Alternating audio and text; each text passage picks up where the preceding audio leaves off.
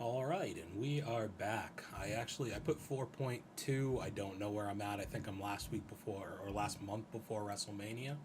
And then we got another draft coming up, which I've got to remember to mute the audio because I've just been getting copyright strikes like crazy.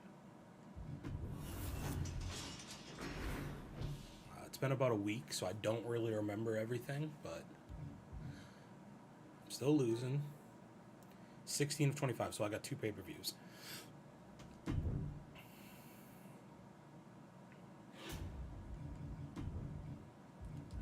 Let's just check where we have any. We don't have any. Everything's cleared up. Oh, look at this fresh slate.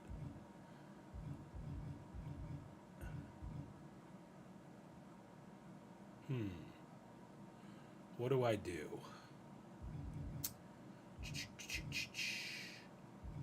So Axiom and Cruz are still our tag team champions. Forgot Grayson Waller. I think that he's going to be in the main event. Dude, Triple H wants me to have a TLC match. His stamina's decent. Oh, and they're a level 2 rivalry. Okay, sick.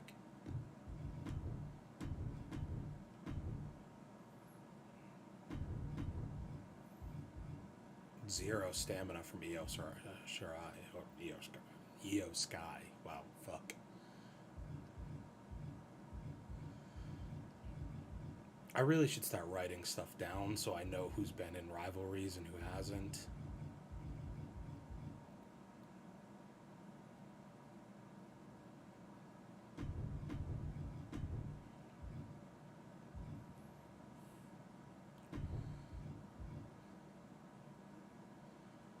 It sucks that she's not. Oh, I can't even fucking do that. Oh, la la la la la la la la.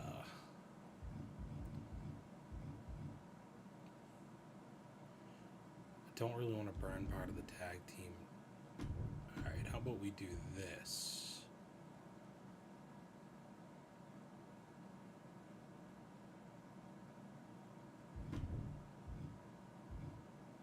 It's a normal fatal 4-way. This will be to determine our number 1 contender. I've all of a sudden have too many baby faces on this roster.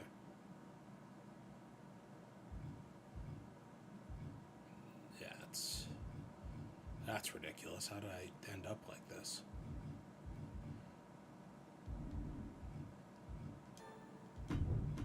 Alright, we're gonna role change one of these ladies.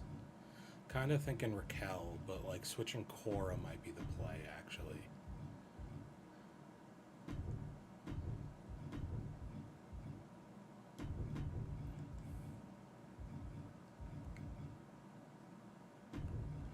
Let's use you. Oh, that's the rivalry. Apparently that just got finished.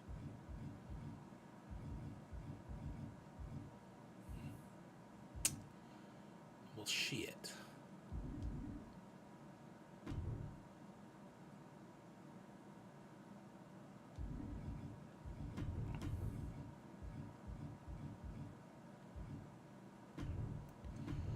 Get these ladies going. That's what we'll do. Oh, these matches don't cost anything?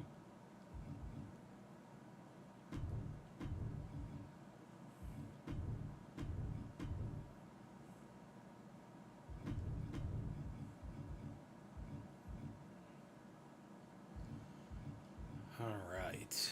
And what do I want to do next?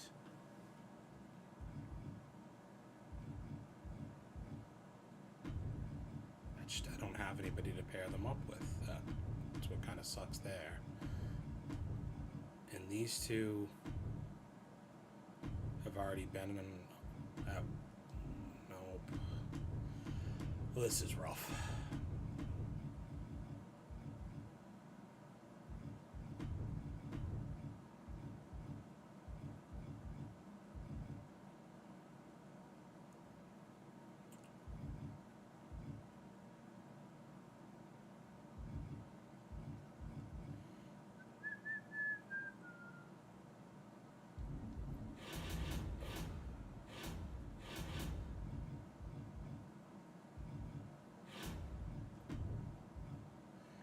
Who's out here for male heels? That could be interesting.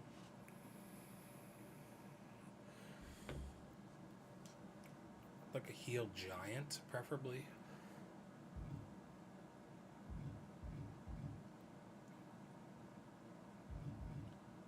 Not very popular, Red Monsoon. That's your issue.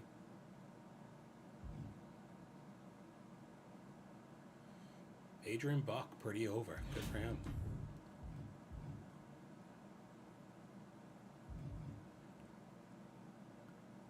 Why are they all fucking baby faces?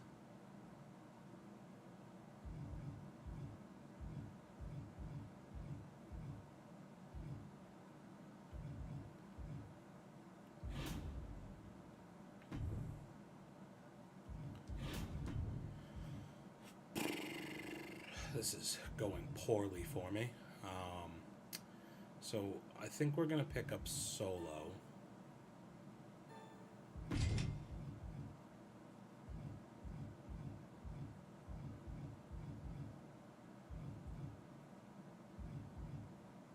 And we'll pick up Gulak.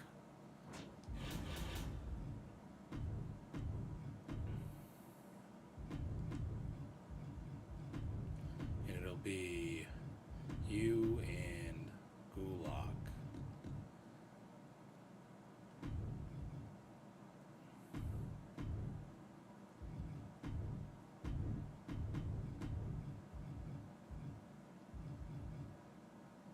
Sammy, Joaquin Wilde,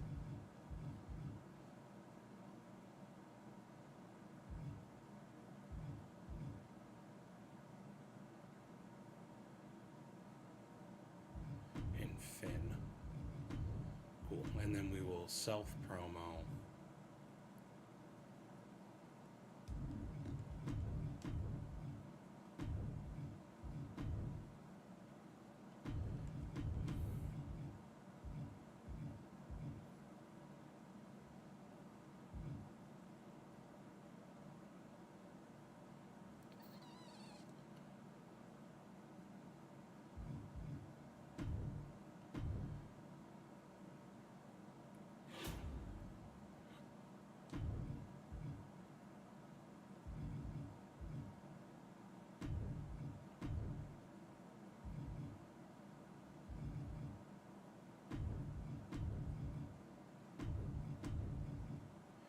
It's going to be like a PLE level show. I'm going to lose money on it. Is there anybody?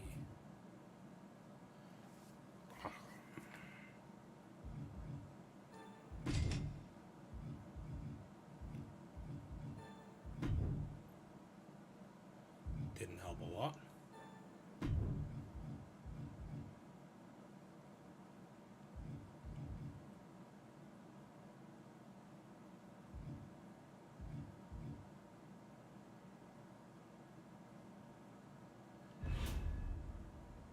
So expensive show, but we got a lot of stuff going on here.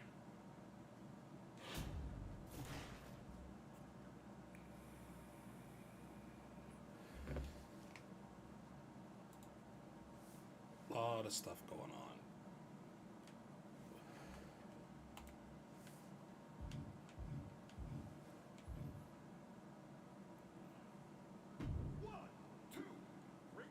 Should be a pretty good quality match, I have to imagine. Yeah, amazing, good.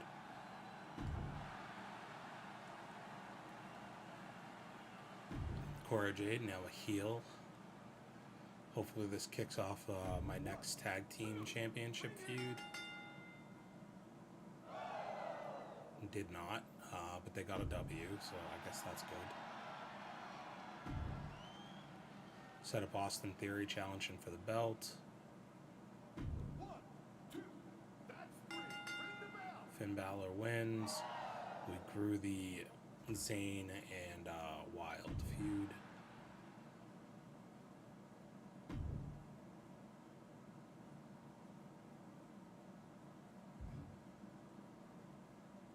Alright, let's kick off a little spectating, shall we?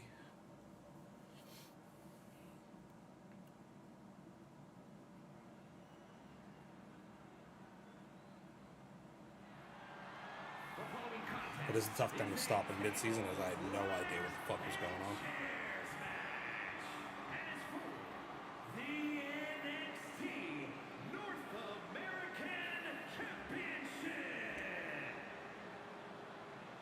Is that Mike Rome? I gotta skip the entrances as much as I don't want to. I don't want to get demacked.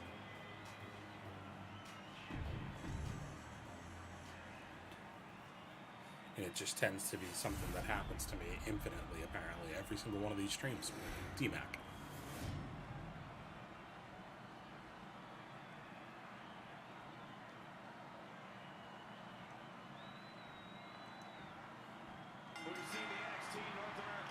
Casual start from Grayson, but then comes out swinging.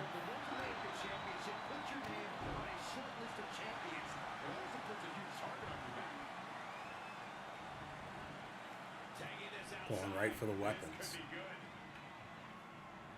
I think a nice attention to detail would be if they popped up the little middle of the ladder there. Oh, we're going for 2 ladders.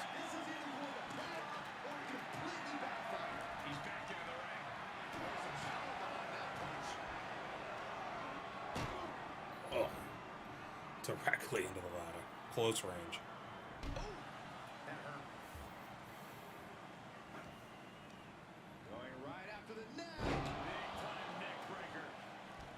Couldn't tell that MVP's in his 40s. Still keeping up with these young bucks. No pun intended. I don't even know if that would really play there, but you know who the young bucks are. He's heading for higher ground. And up the ladder we go. So important to hit hard. Oh, onto the ladder.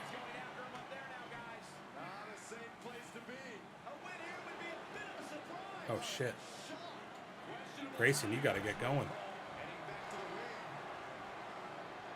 Alright, you can't get trapped on the ladder, buddy.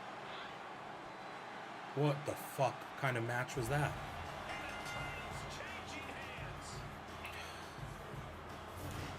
That's not the way you want your main event TLC match to go. 3 moves, no fucking... that was not amazing at all.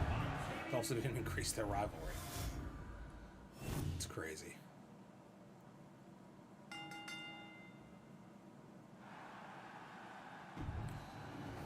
The match scaling in this is so crazy.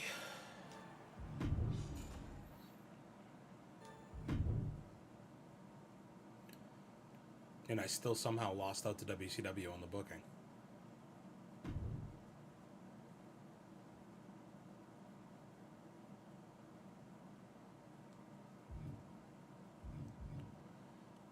Holy shit, I made money. I made a ton of money. How much are you thinking I was gonna... That's how they were making all that money. They were running fucking stadiums.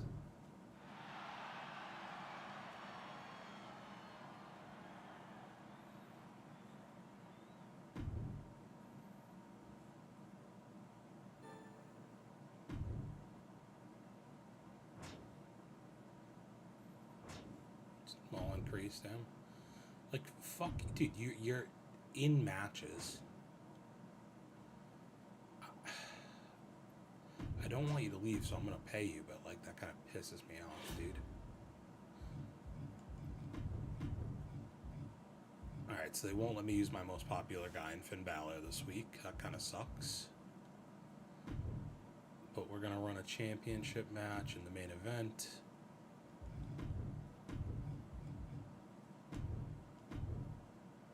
Matches are still free, so we've got to take advantage of that.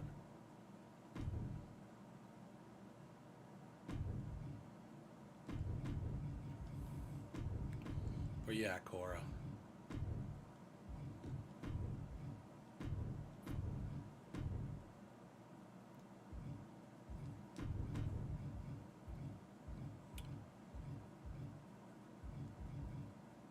Alright, and I still haven't really figured out what I want to do in my women's tag team title feud. Oh, that did increase. Kind of a tough go.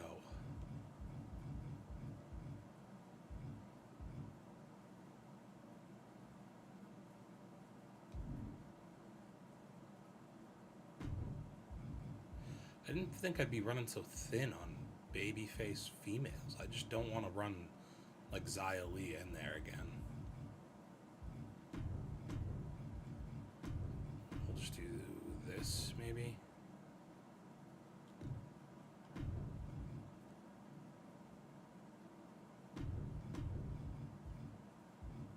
Io still got some time. She's got to heal up. Let's run a fatal four-way. Put Mustafa in there. Cash.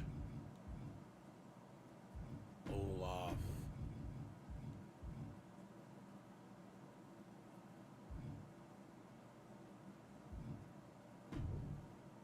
And Drew. Do a little call out. Grayson Waller. You're going to call out MVP.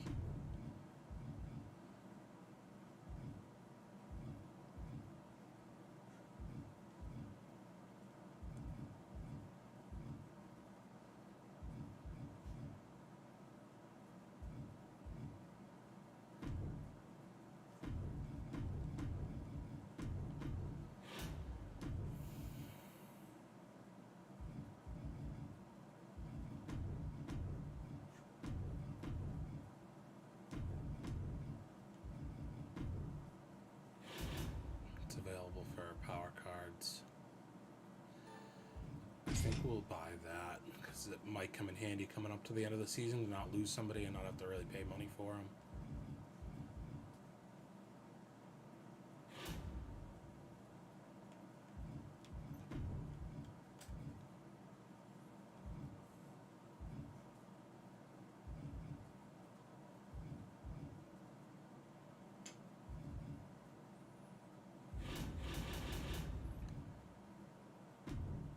Switch you to a charity promo.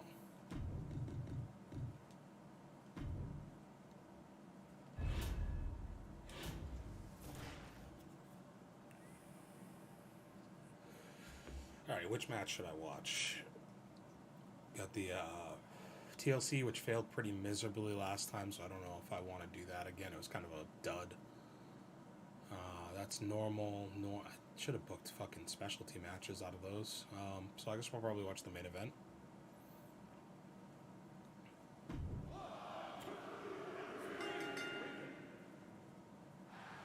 Sutter rivalry, great match. Good start to the show. Rivalry grows, we like that.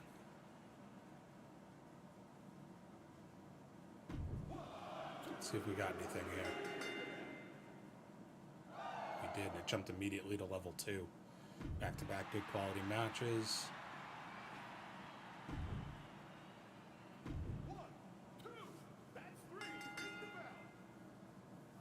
Cash out here fucking doing work. Alright, and this is what we'll spectate.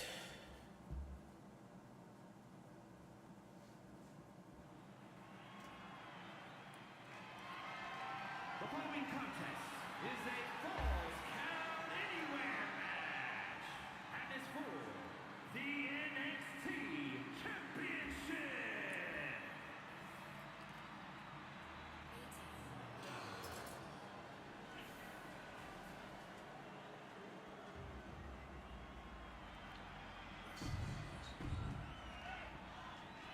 Getting D-Mac here.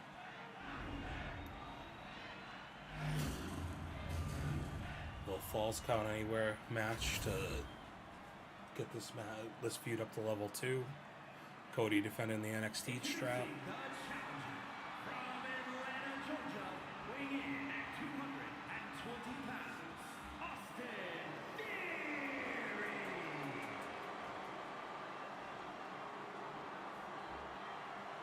And his opponent, from Atlanta, Georgia, weighing in at 220 pounds, he is the NXT Champion, the American Nightmare,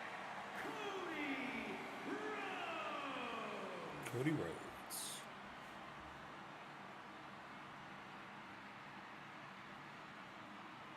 This building crackling with anticipation as the NXT title is on the line.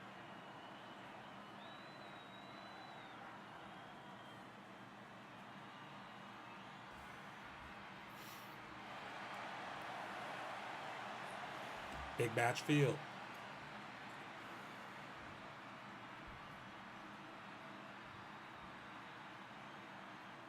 And the WWE title matches get the headlines, but for my money, Wow, power slam right off the champion bat. is perhaps the toughest title holder in WWE. Yeah, it's true. NXT attracts the best talent in the world. They're all fighting to breathe the same rarefied air. Yeah. Theory starting off putting on a clinic.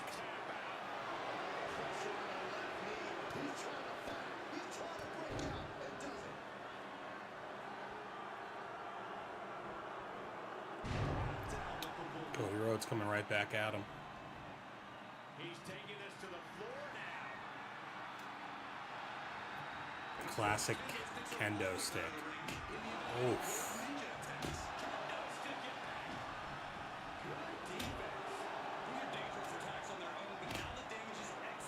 Turn the favor.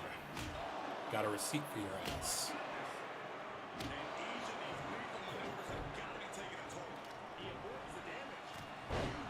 These guys are back and forth. Like Ray Allen.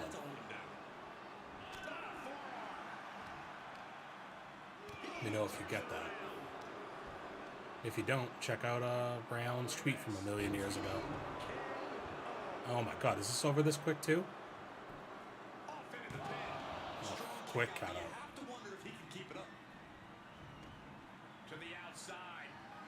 Going back for more plunder. Another kendo stick.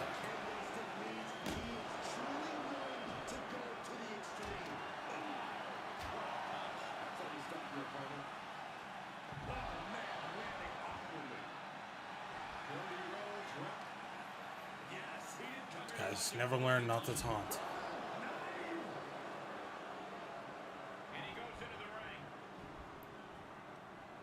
Ran past one kendo stick to pick up another one. Okay. Nope, never mind. Didn't want it.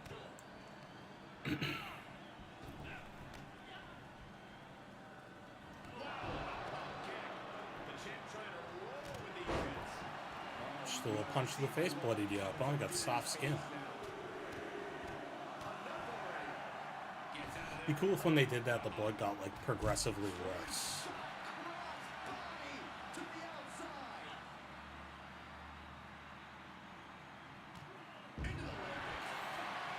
Turned him inside out.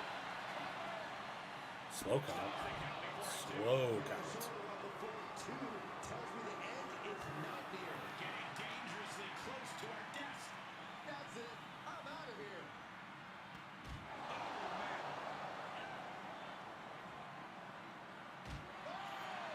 Can we clear this table off? I want to see somebody go through it.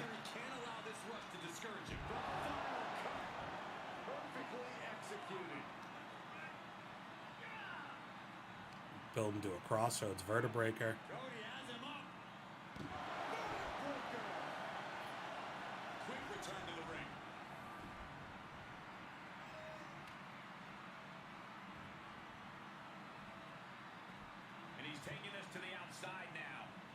Oh, right to the gut. Oh, missed.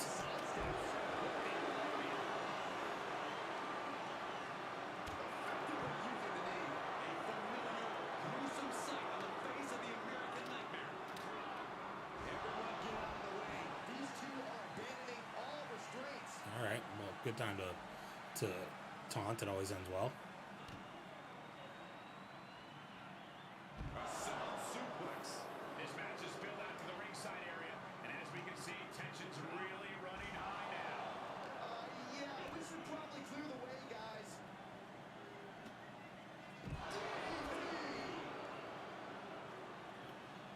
Cody's in trouble. One. Got a lot of kickouts at one here. Oh, we're both bleeding.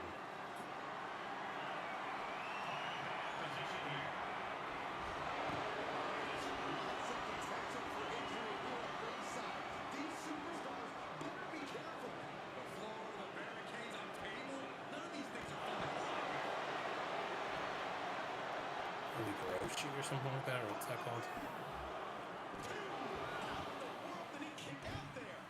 All right, we both got finishers. Whoever hits theirs first probably gets the win here. Look at this, just unloading.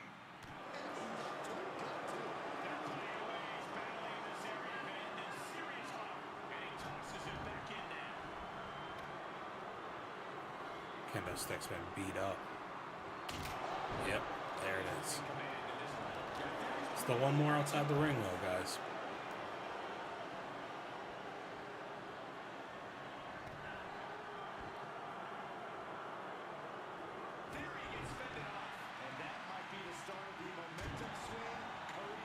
Clean right in.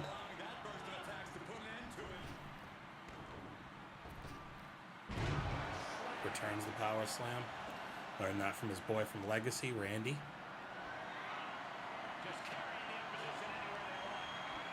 Oh my God. Oh. It is a bummer we haven't gotten to see Randy and Cody Orton at all really together.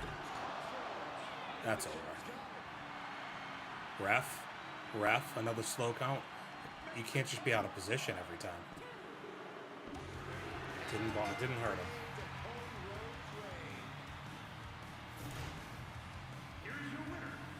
Much more satisfying main event.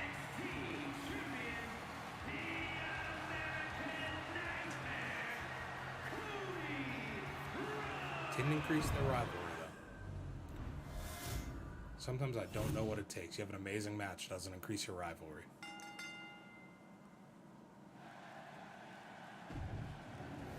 Sometimes I do not know what it takes. But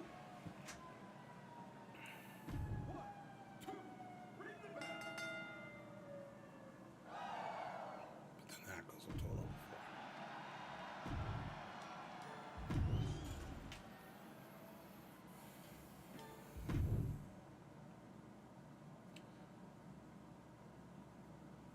Just good booking.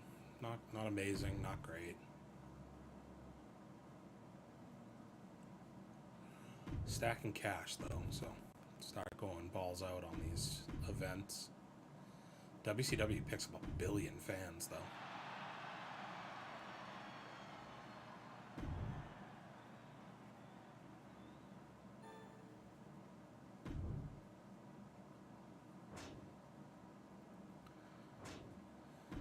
Fuck off.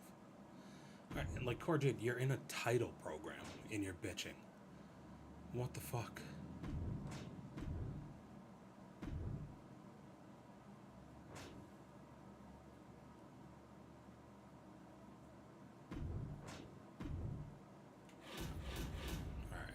Austin Theory is getting a little bit of a break, but what we're gonna do is do a little call out because that won't affect him.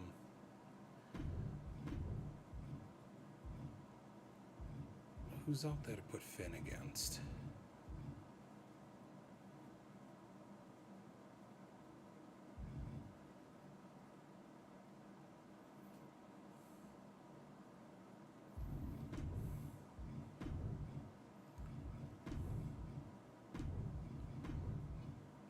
Mustafa, and he was up against Gulak.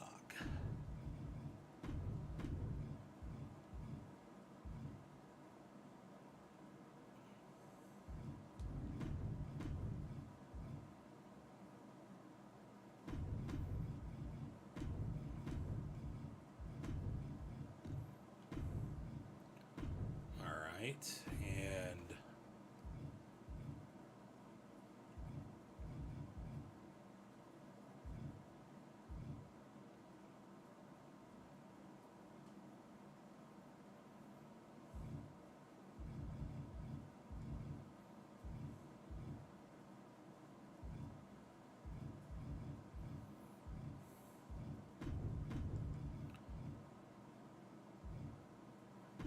Olaf. I just don't feel like they should be in Iron Man matches, right?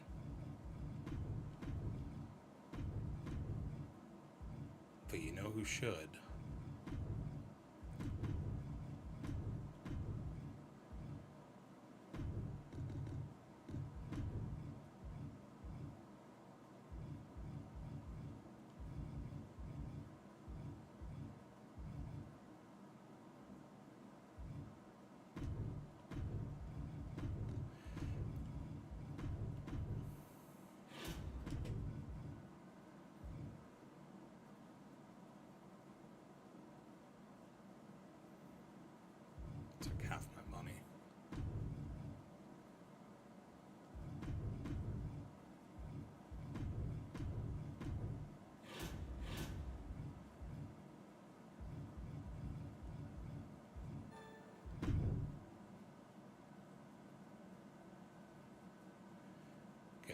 back in action here.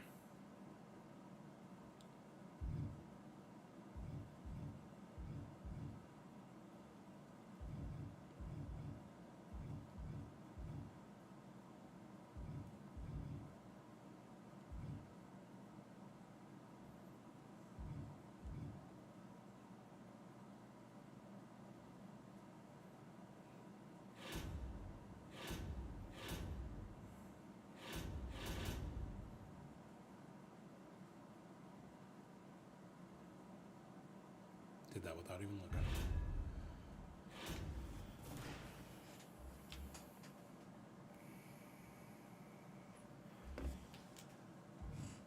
Alright, this is what we're gonna spectate. See Finn get out there.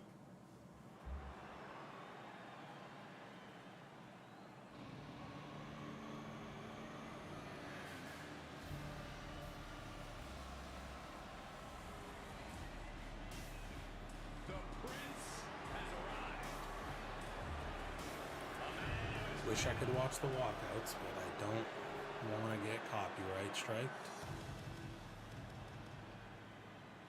And one of them was Ali.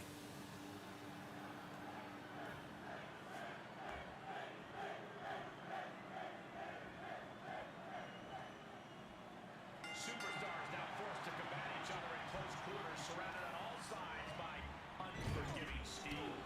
There's no running away now. The question just becomes, can you conquer the cage, or do you let the cage conquer you?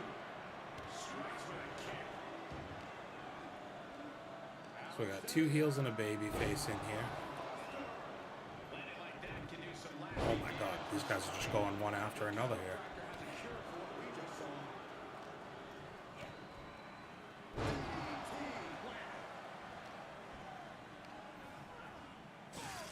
Whoa.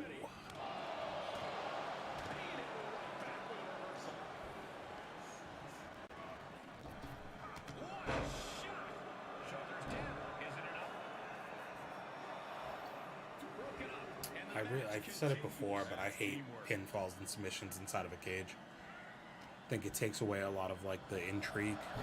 I think the escape is the best part. He's feeling the effects of that last hit. He's a tough guy. He can handle the intensity of this steel cage match. Shot to the chest. These guys are getting after it. With a resolve in his eyes now. No thanks to the WWE Universe. Running Hurricane Rana. And just like that, we've kicked the tempo of the match. Neckbreaker. Through Gulak. It's just one after another right now. And that only gets a 1 count. He's really trying to rush this match. Vertical suplex.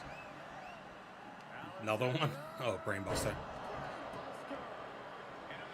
Oh my god, belly to back. This is crazy. And it looks like they have no problem bending the rules there. Just how desperate do you have to be? Why not a fair fight, huh? Oh, double team move. A couple of individuals with an equal purpose, uniting forces to dispose of their competition.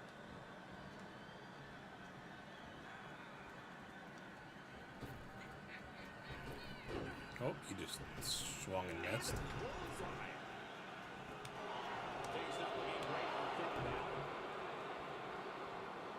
Powerbomb.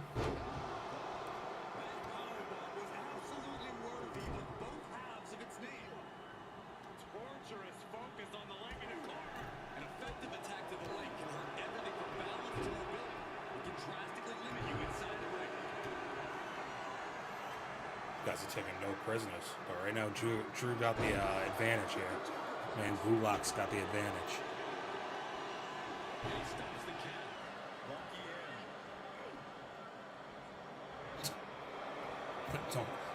Don't hold me back, bro. Stop holding me back. Into the midsection. Went for like a widow's peak, maybe. Got reversed into a DDT. Oh, Mustafa's cooking right now. Acrobatics like that take a tremendous amount of cardio and strength. Into the count.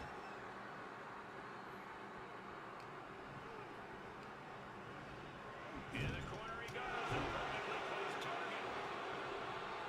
This is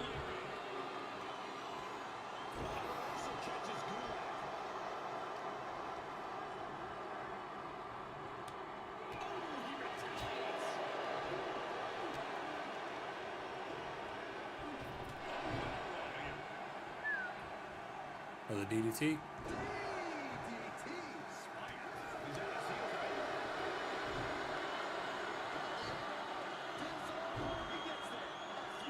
Finn breaks it up. It's going to be a tough one to win. I thought he was going to ask for him to open the cage.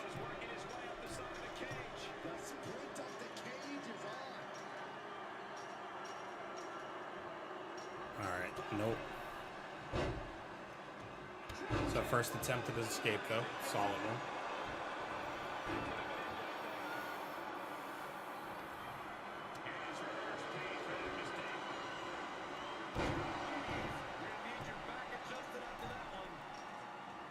Needs to be careful though. Every movement is a dangerous one.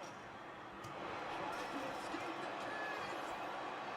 Takes incredible guts to make this try. Oh my god, just keep spamming that, huh? Oh, that could not have felt good.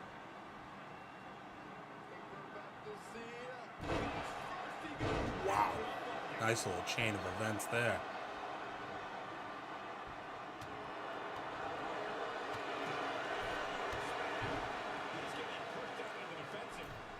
Alright, looks off his time to try and get out. Not gonna work. Not gonna work.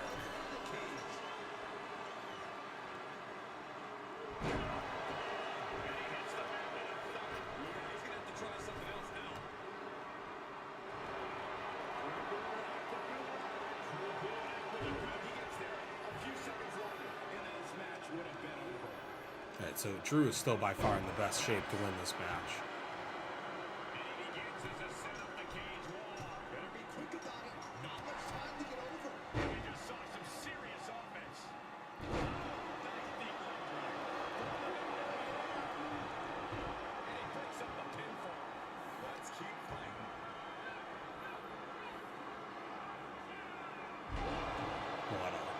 Strength there. Roll through. One. Kick out of one.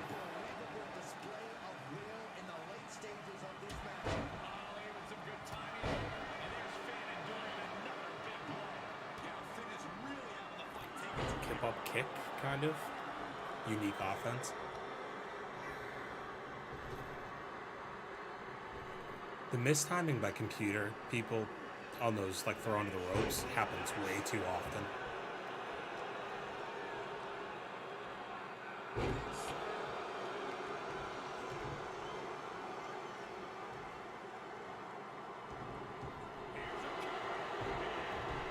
There's always somebody there to break it up.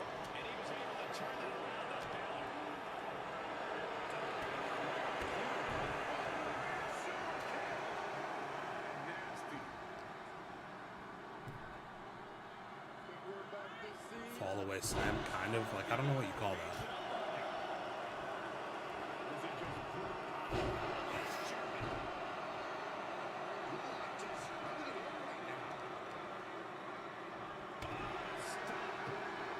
Crazy to see Drew Gulak, of all people, just running shit.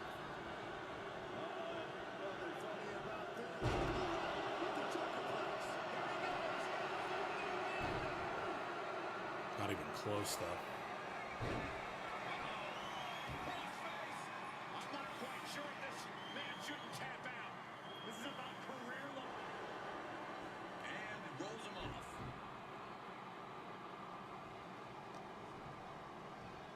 Brought the shoulders up and good check.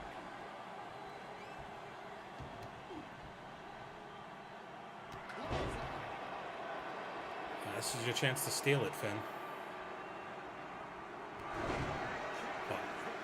Bicycle kick.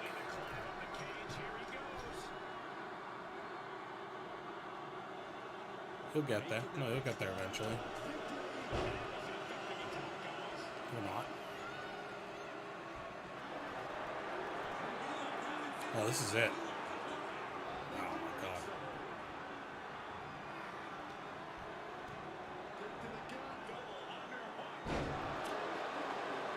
Gulak's got the win. Gulak might be the hottest superstar in wrestling right now in NXT.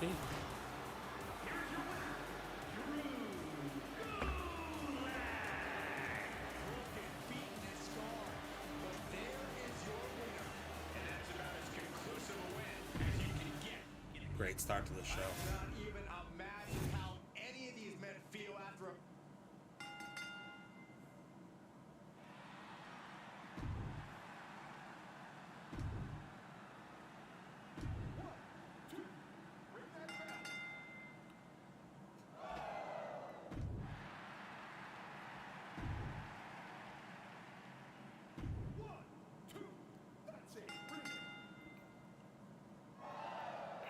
Rivalry grew to a level 4. Not as good of a match as I would have hoped. But also didn't grow their rivalry. That sucks. Maintain the championship in a classic? What? These ladies are killing shit.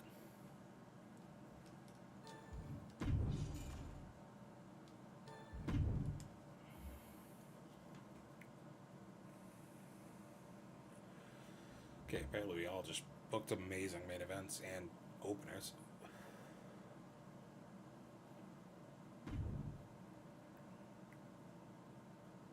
Plus 30,000 for fans. Let's see what we got for money. 240.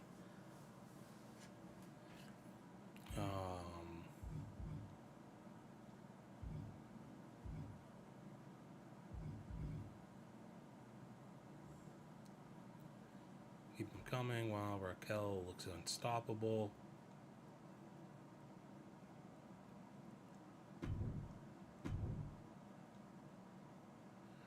Picked up a few fans on them.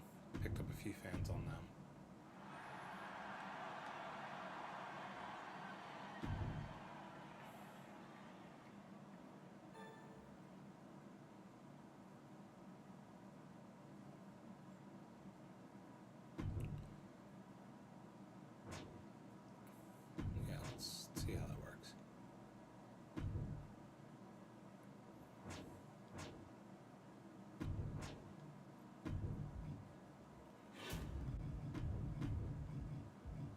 Sammy wants in. Alright. Stuff's back to costing money.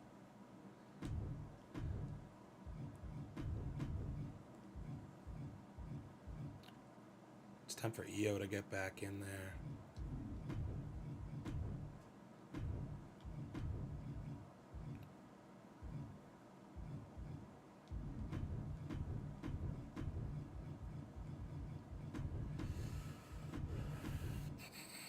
Cora and Zaya.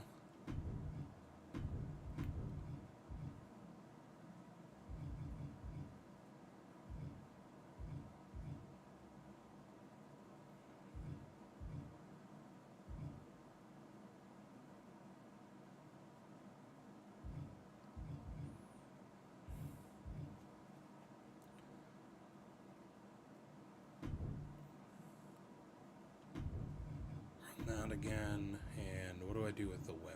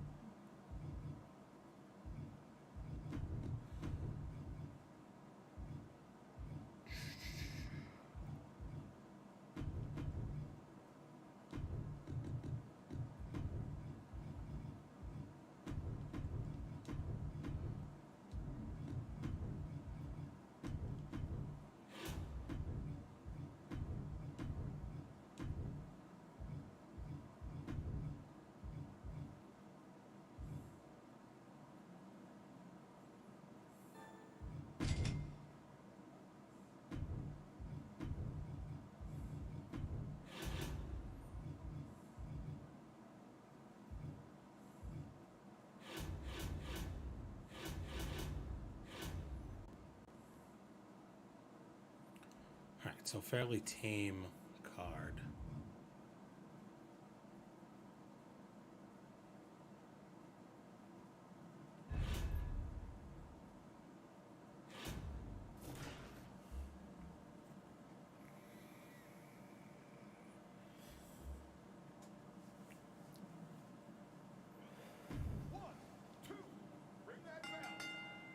Cora finally getting a win.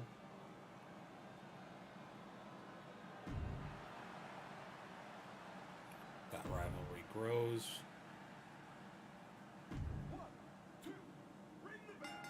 Solo, another dub. Not a great match. Rivalry didn't grow.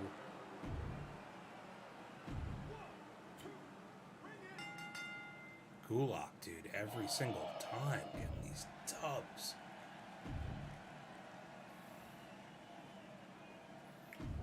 Alright, we're just gonna breeze through this week. Semi main events and amazing match. We like that.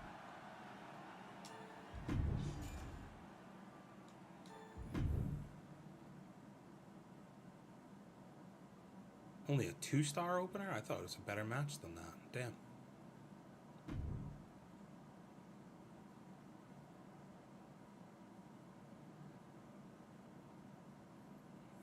Too many stars in the same class, fair.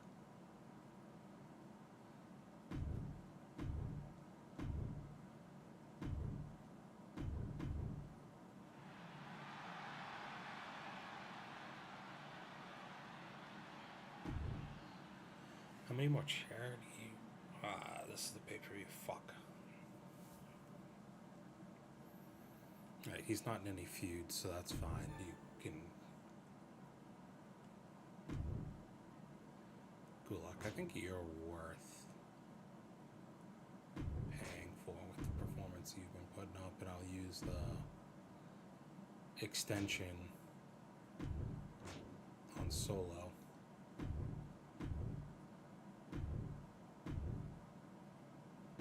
Yeah, you're gonna be on the PL.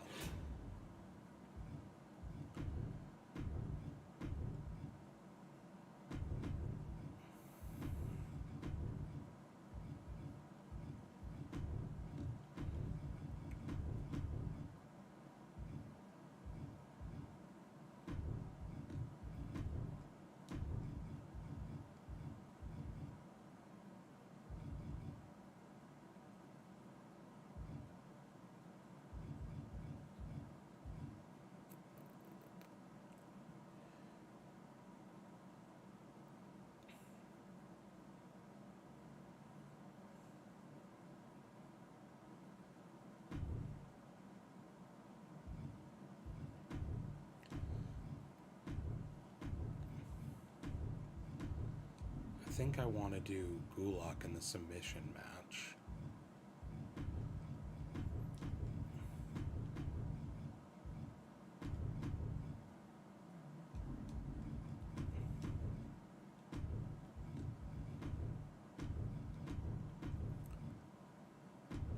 Running up a tally on this one. Fuck.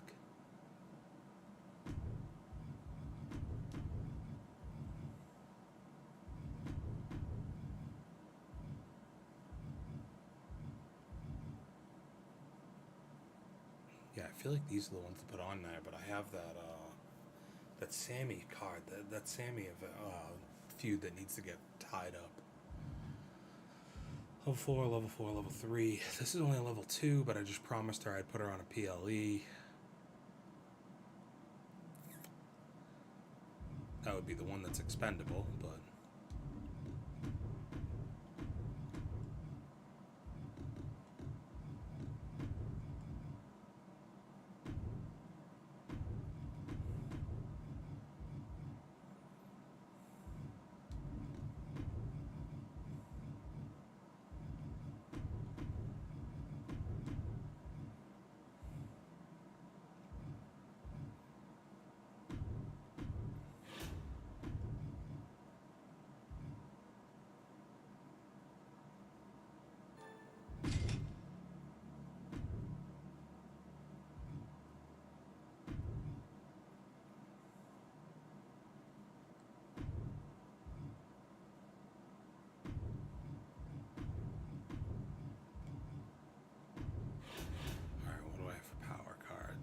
Free advertising.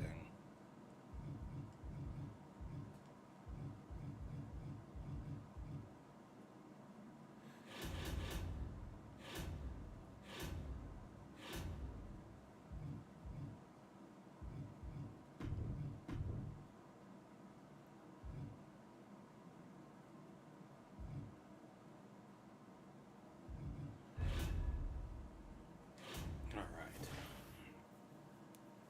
So at least WrestleMania can be at a big open stadium, as they call it. This should be pretty heated. Raquel's super over right now.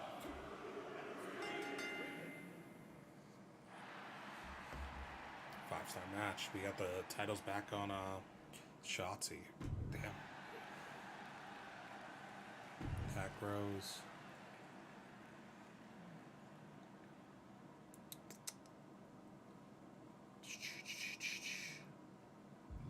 This one I'm gonna watch.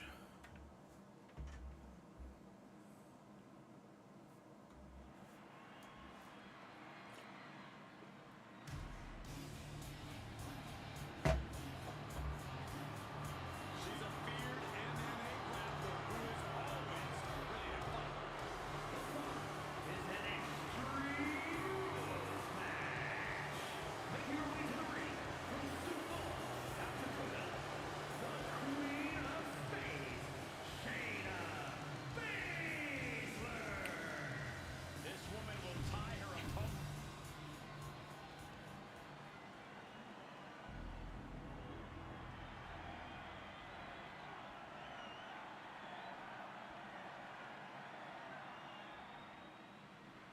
Over the years, we've seen a lot of Extreme Rules matches.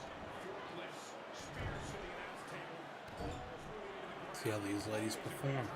One thing I've learned over the years, Michael, is blink as little as possible. If you do, you might miss a historic moment in this one.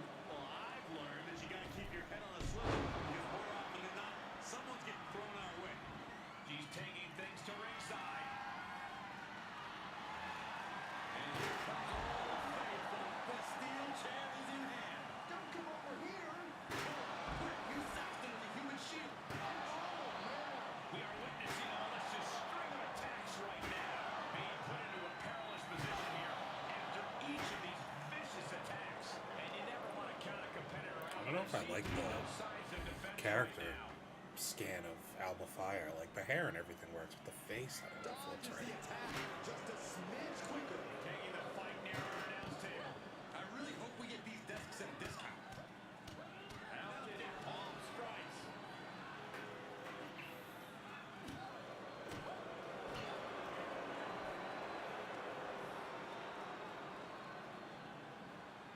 Where are you bringing her? She's Oh, trying. you tried. You tried to get her to the table. I'd love to see somebody go through one of those times. Whip back into the ring.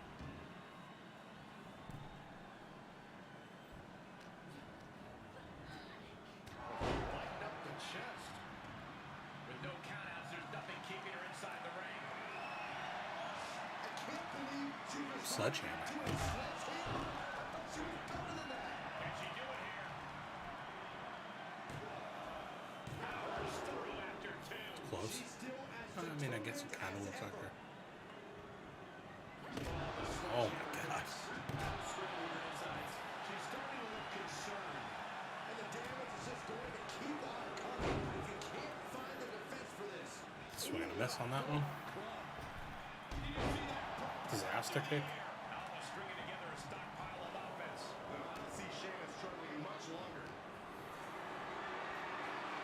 Gonna find a way to get out of this.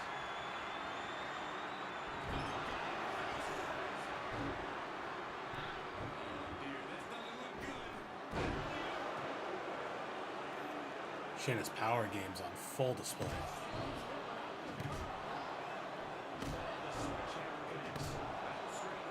The shots through the knee are so funny. Nothing but trouble. And things are just going from bad to worse. And the cover for the win. Shoulder. She just won't stay down. Climbing up to the top now. Shayna going off the top rope to the outside. Oh, Taking flight. And that was a collision you don't want to be on the receiving end of. Came down like a wrecking ball on a cinder block.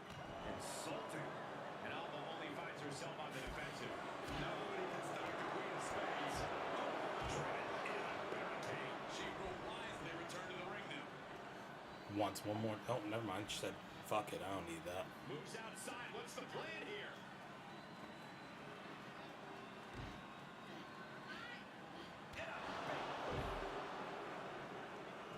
I wish you could fight into the crowd. I think that's silly that you can't.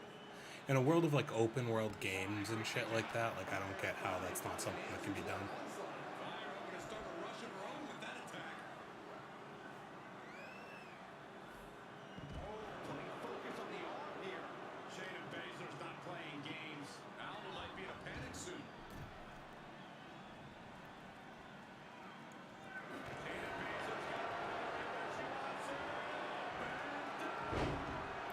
Careful to clutch.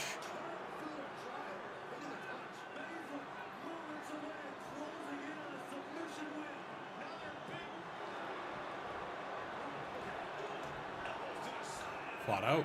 Wow, I thought it was going to be over there.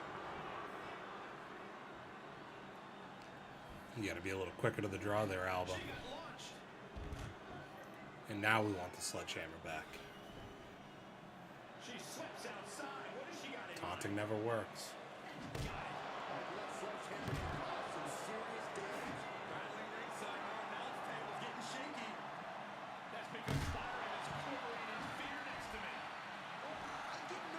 What do we like? We just keep taunting. The fact that these ladies' legs aren't in any type of damage yet, and all they've done is getting hit like 17 times with sledgehammers in the legs is crazy.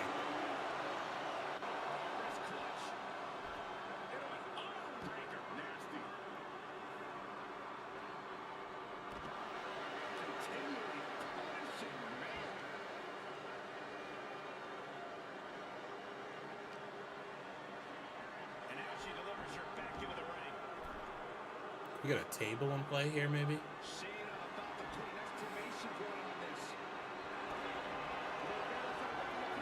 Karafuda clutch again? Yep. This has got to be it now.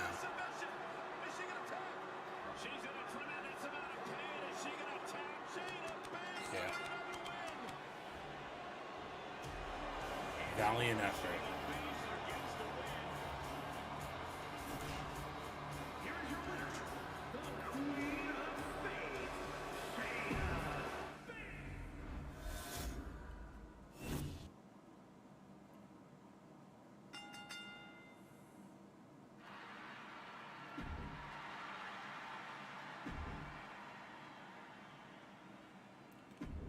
Big match, Drew. Keep the winning streak alive? No. Mustafa pulls it off. Holy shit.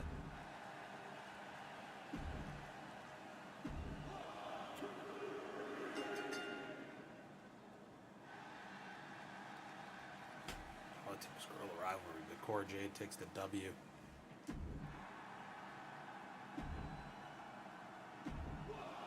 Alright, who's got the strap? Cody. Okay. Alright, really solid event. Every match was 4 stars or higher. Fuck WCW.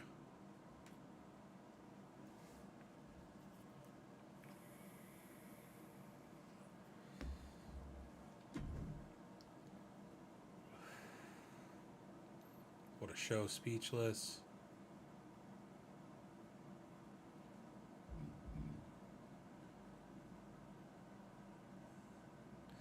SmackDown was killing it a while ago, but NXT has really turned things around lately. Yes, we have.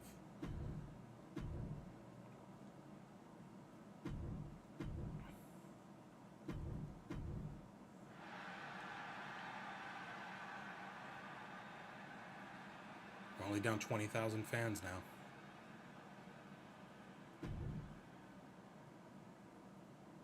Four weeks till WrestleMania. Ali, you gotta get re-signed because you're our champ.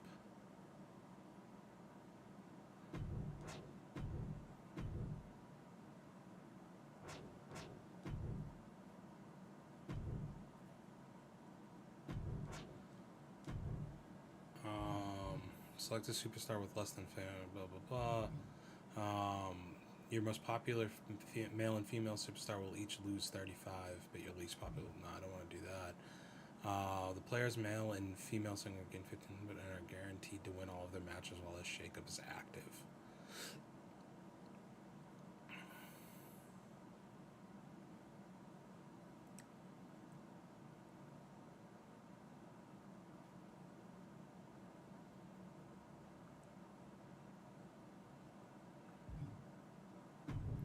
Let's do that.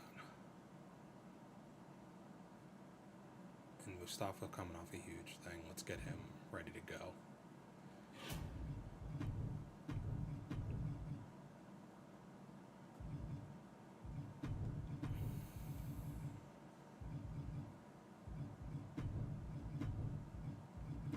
Finn was going to team with Joaquim.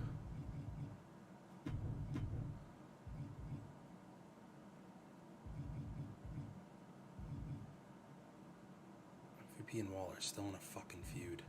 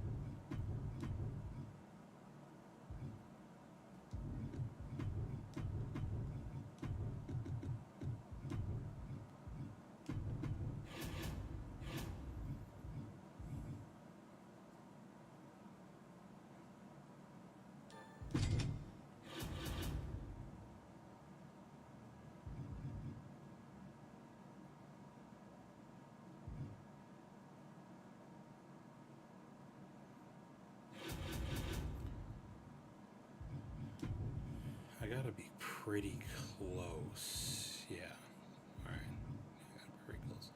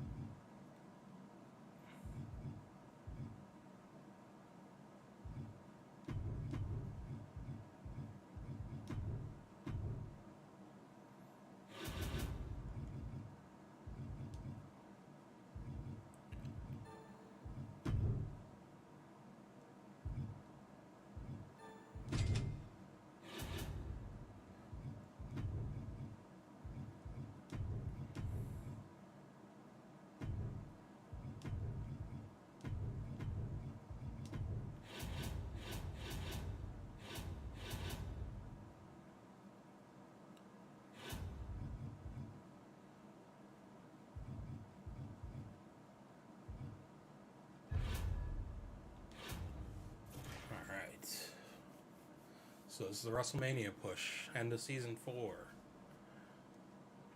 Let's see if these guys have the chemistry that they talked about having.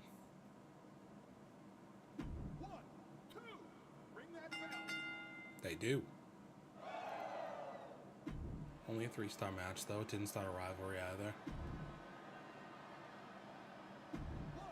We know Olaf's winning this one. Complained last time, wanted to win this.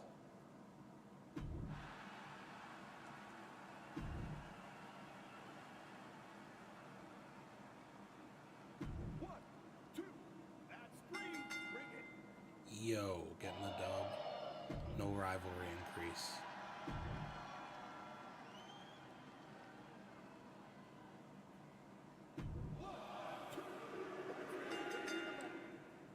This title just keeps flip-flopping hands here.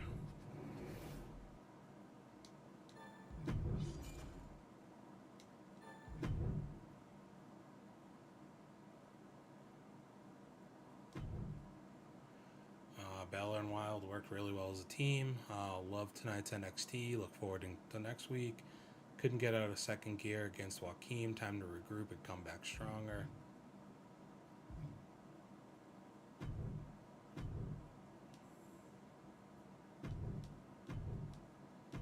$56,000 fans. Fuck.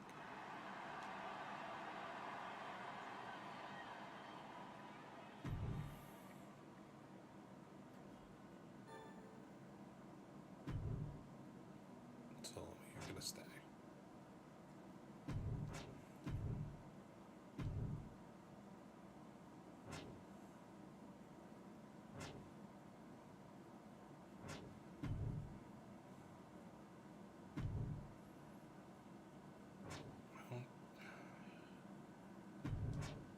I don't really like doing the run-in thing. I like staying behind the scenes, buddy.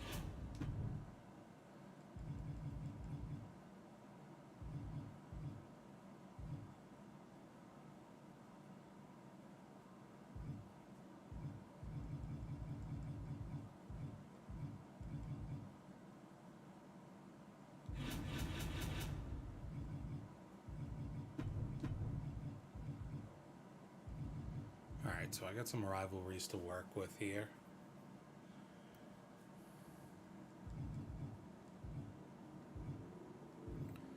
So I'm going to have 5 matches at the pay-per-view. I got 1 there, 2, 3, 4. I basically already have the 5.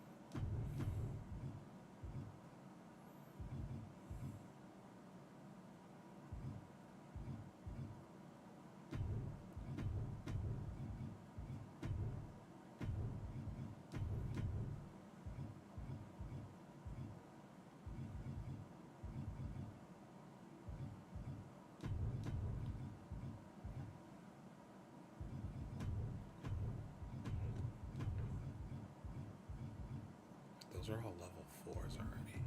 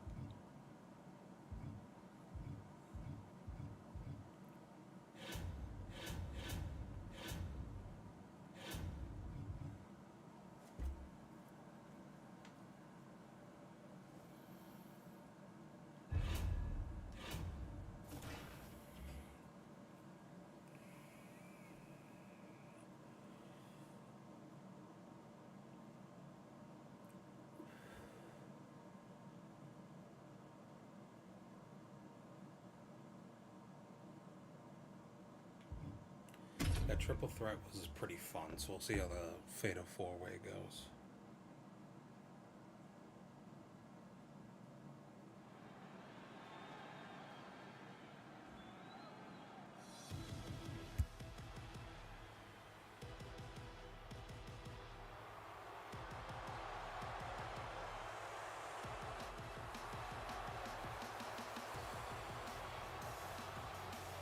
Well, Mustafa Ali.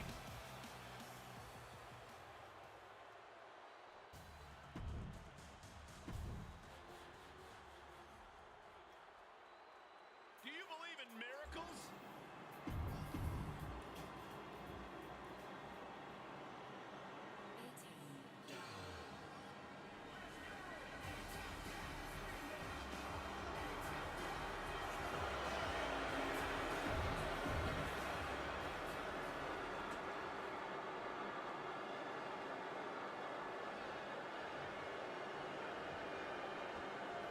Collision. Really bad ratings this week. Ready to start this match with Mustafa Ali, Solo Sikoa, all on the start schedule. This is a dangerous match, you guys. The steel cage is a friend to no one. You understand what it's like being a friend to no one? Right there to the... Wait, take that back, Corey.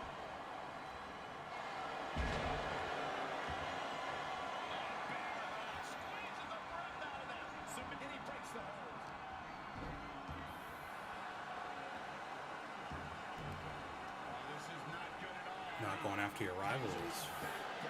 Got babyface versus babyface, heel versus heel in here. Honestly, Campbell, we just saw a human being tossed like that. What goes up must come down, and it sure as hell did right there. Well-executed takedown. Samoan strike. Just slap across the chest.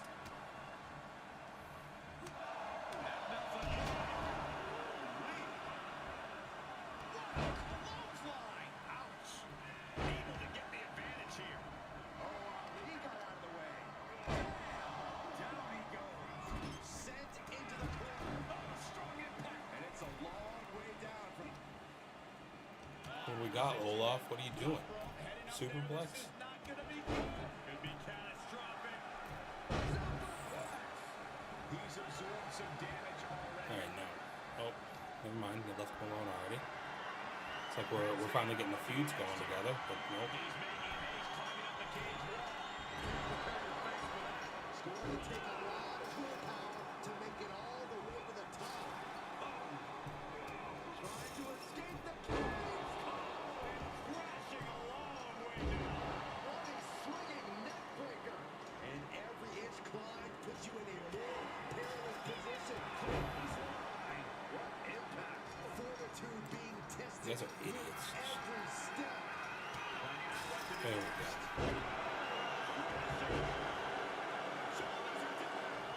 Getting the shoulder up before two. So resilient. Getting into the corner. Vicious shoulder tackle in the corner. And burning lariat. Going right after the neck.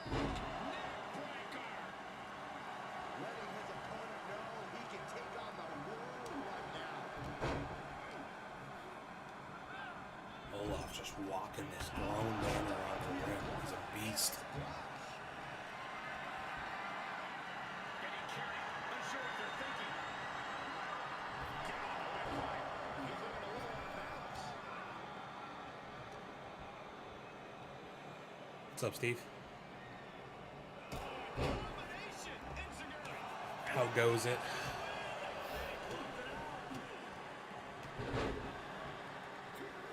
Kick out interior.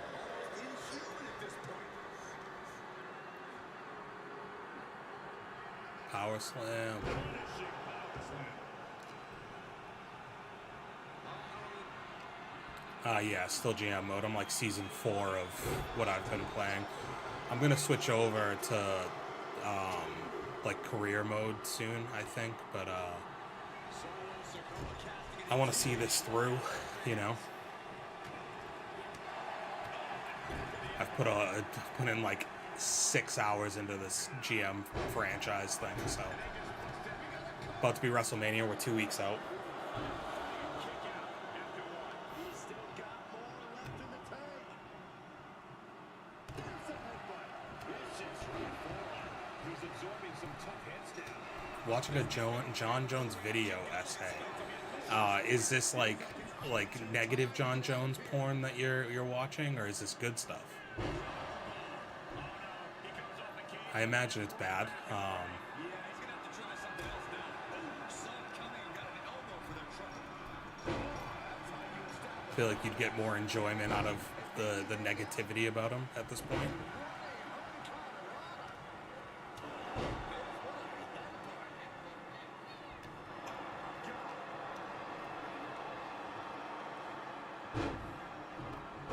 This is not good at all. The pendulum backbreaker stretch. Yeah, Thinks he has it. figured as much. He breaks up the pin of the match. I don't know. He might be retired, man. I don't know if he's coming back or not. I mean, there's not really anything appealing at heavyweight right now. Cyril Gahn winning last week, it didn't do any favors, seeing as how he smoked him pretty quick, and now he's beating challengers.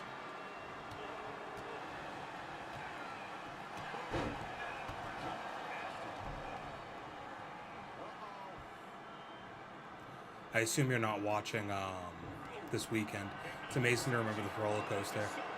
Guess what fight is scheduled? What did I miss something? This match But yeah, like that whole run up to, it's kind of funny where coming up to UFC 300 and Izzy's talking about wanting to main event UFC 300, and I was wondering if John Jones would want to try and main event that. Oh yeah, fuck, I forgot about the Stipe fight. Shit, you're right. I guess that's just like such a nothing fight because I assume he's going to dominate him. But yeah, like I just wonder if John Jones will want a power move to try and main event 300, and if Dana will say no just based off of, you know, his history with 200 and basically blowing that event up. He's burying elbows in the midsection.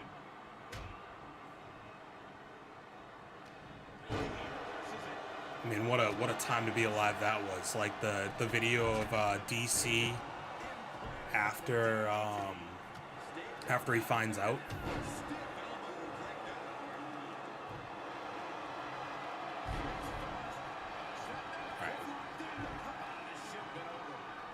I'm not actually playing, I'm just spectating.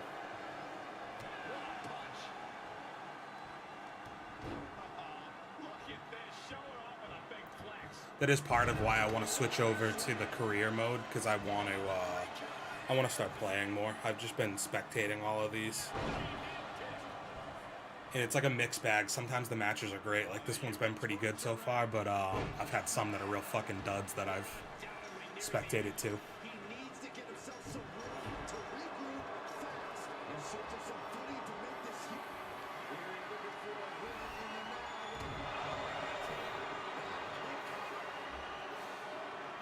What was he in?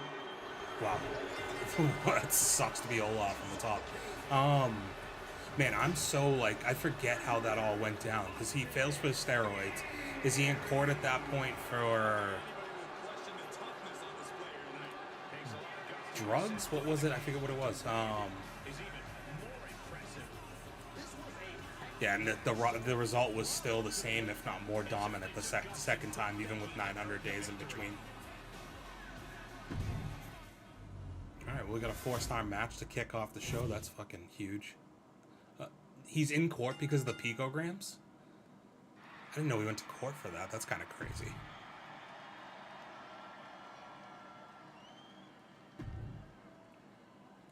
I mean, he kind of changed the game with that failed drug test because I think they raised the limits and stuff like that after that. I don't know, kind of just prolonged the inevitable between him and DC anyways. And talk about triumphant returns. He's a hero again now.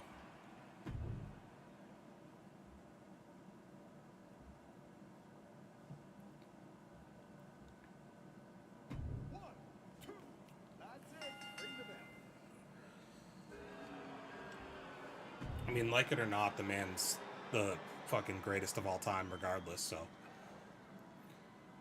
didn't really hurt him at all.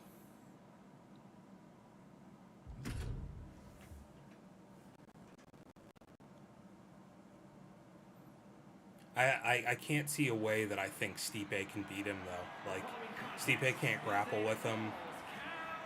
His striking's good, but I think he's a little too old. I think if it happened like 5 years ago, it would be more competitive, and I would be more interested, but Stipe's got a lot of wear on him, you know, so.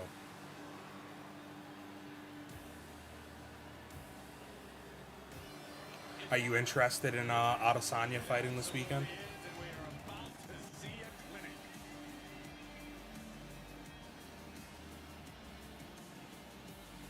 Yeah, he lost a ton. I mean, I think he's still doing well for himself. But you also have to remember, like, the man lost the fucking Nike subscription too. Like, he's lost a lot through all that.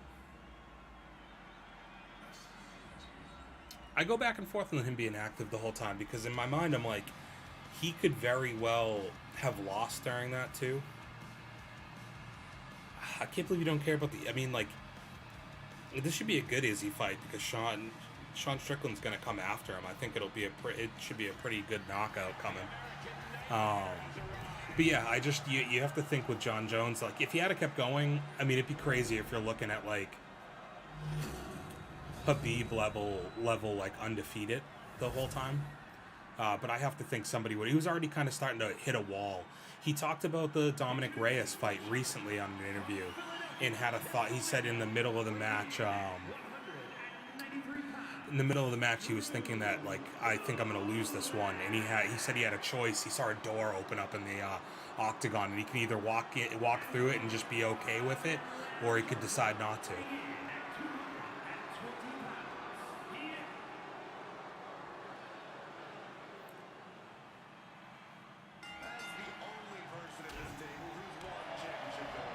Yeah, I mean, he definitely would have. I mean, he would have retired because I think regardless, he would have stopped after the Reyes fight for a while.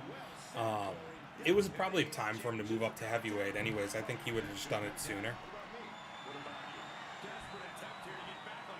Drop kick? Nope, just call him up for no reason. This is stuff with watching the computer that kind of sucks. Like, they just do dumb shit.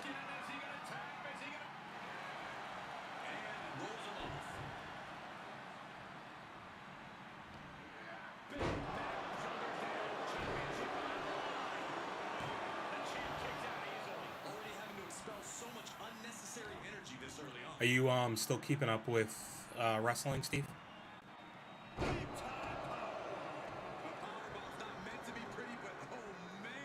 I know you've been more engaged with that recently than I've ever seen you.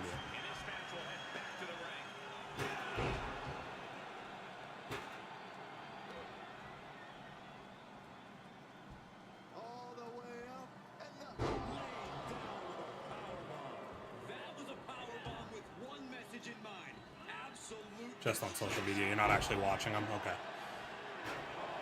Are you going to watch if Punk comes back?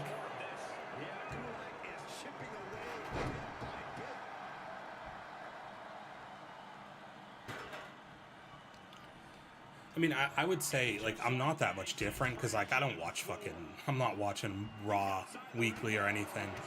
I tuned into the main event this past week because it was really good with Gunther and Chad Gable. It was just an awesome match. So I wanted to see that. But, like, you know, I only tune in for big stuff, like when the Bloodline was peaking and everything. But yeah, I think, like, I'd be 100% back on, and if CM Punk's back on a weekly basis, I think he'll do it. Especially with the news coming out that he possibly pitched an idea of coming back at the Rumble when he was going through his initial issues with AEW. But I just wonder if he's burned too many bridges. It seems like Seth Rollins had quite a bit to say about him. But you can just put him on different shows like you did in AEW. Yeah, I mean, I think you're in a little bit of a downtime for the Bloodline, but at the same time, like, bringing Jay over to Raw, I think, was interesting. And, you know, you just have a lull right now because Roman's not on the show. But it's going to gear up again the closer we get to Mania. I'm still into Cody Rhodes, so, like, I still think that's the direction. Dom is for sure the best. It's probably going to be Judgment Day at Survivor Series in War Games. Vertebraker. Maybe you get, like, Sami Zayn, Kevin Owens, Cody Rhodes, and Jey Uso against the Bloodline.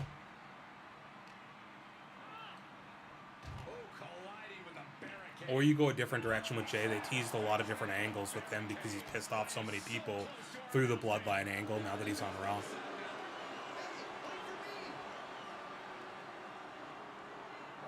Pedigree? Nope. Alright. Cody Rhodes is killing this man.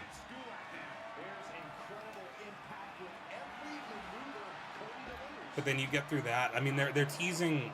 Well, not teasing. They said somebody's going to get sent to SmackDown. But my only fear is, are they going to move Cody Rhodes to SmackDown to start heating back up Roman Reigns now? Because I feel like it's a little too early for it. Because you still have to make it all the way to March, April. And, like, what do you do with him in the meantime over there? Oh my god, we might have a new champion. I hate this camera angle.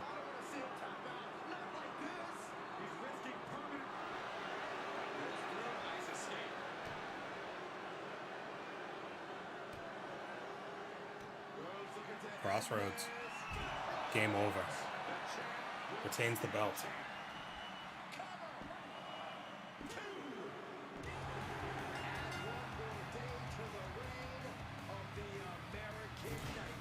The only thing is I don't know what you do. Like, I mean, I think the thing with, like, Seth Rollins is said he's, like, willing to work with anybody, so he'd probably be a good option for Punk to come back and just push him right into a title match with Seth Rollins, since they already have, like, Seth Rollins has already cut promos on him outside of, you know, outside of the ring. Classic. Alright, so we had a good start and a good finish, so that should carry the card to being pretty solid.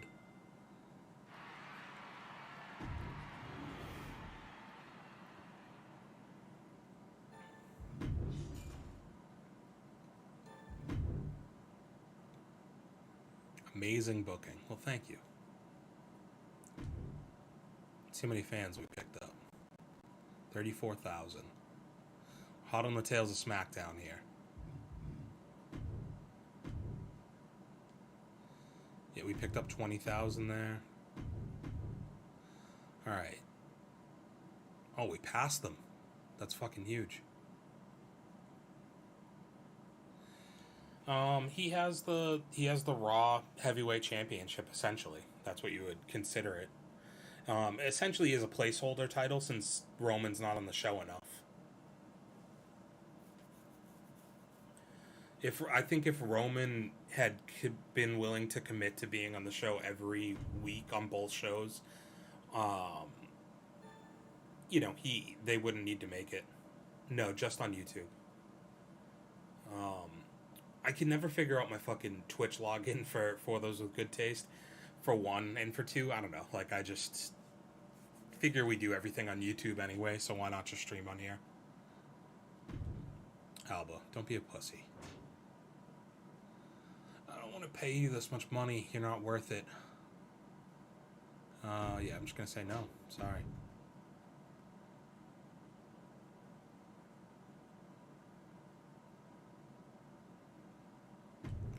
You're going to want a main event.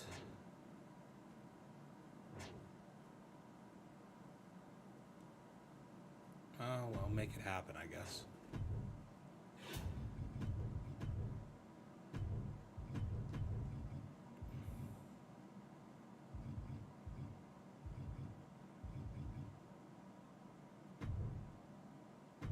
Let's do that.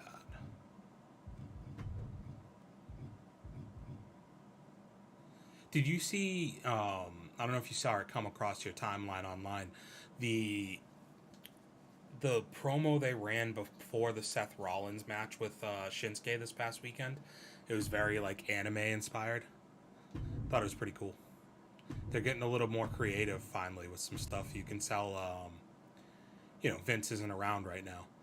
On top of the fact that you also had, like, a man's... Also, I don't know if you saw this on NXT last night. Braun Breaker almost he basically killed a man. Like, he literally committed murder on TV. He dropped the stairs onto a man's head. Oh, the Miz thing? Yeah. I feel like that's getting mixed reviews, but mostly positive. I thought it was pretty fucking funny.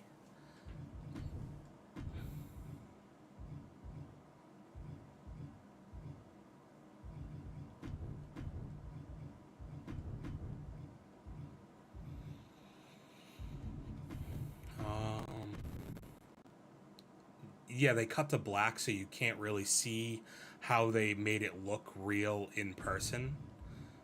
But interesting angle. Shawn Michaels is killing it in NXT right now, in all honesty.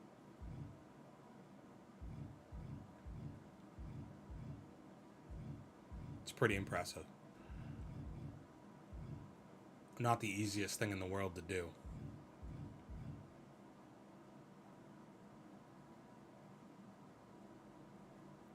Oh, wow, thanks, man. Appreciate that. I don't have, I don't know what the fuck I'm doing on Streamlab, so I don't know how to set up, like, alerts or anything like that on here. I know they pop up sometimes they don't.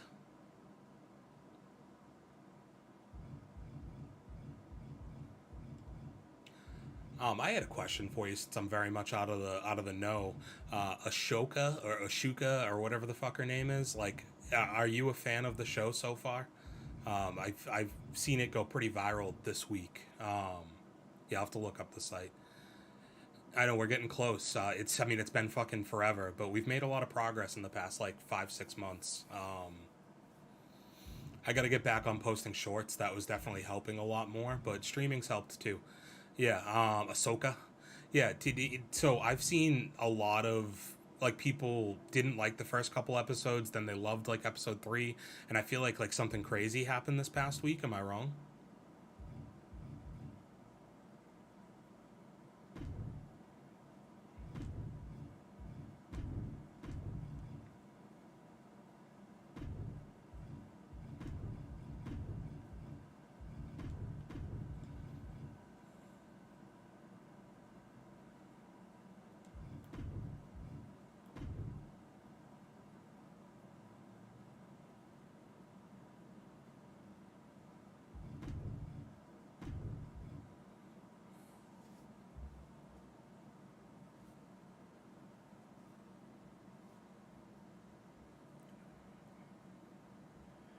I gotta respond to a text.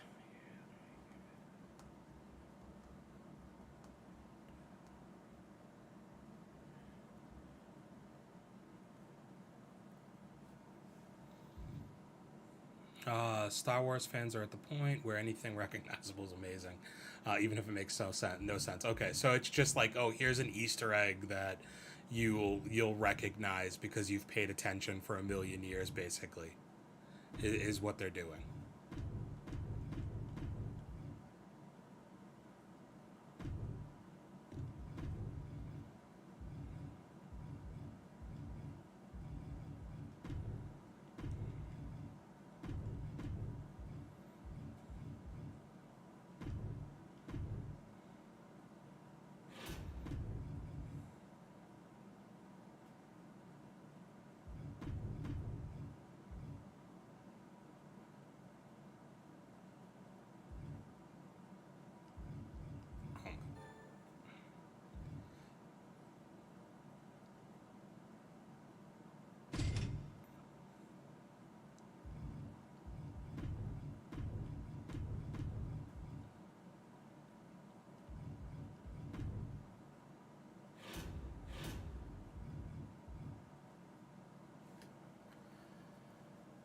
Yeah, I don't know. It seems like though, I, dude, listen, like they're just pumping out stuff.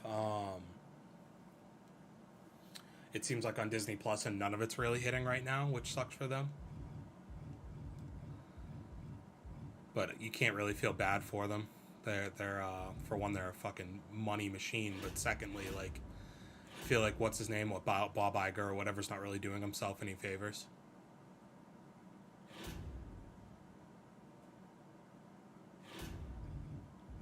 What a fucking counterintuitive idea this is.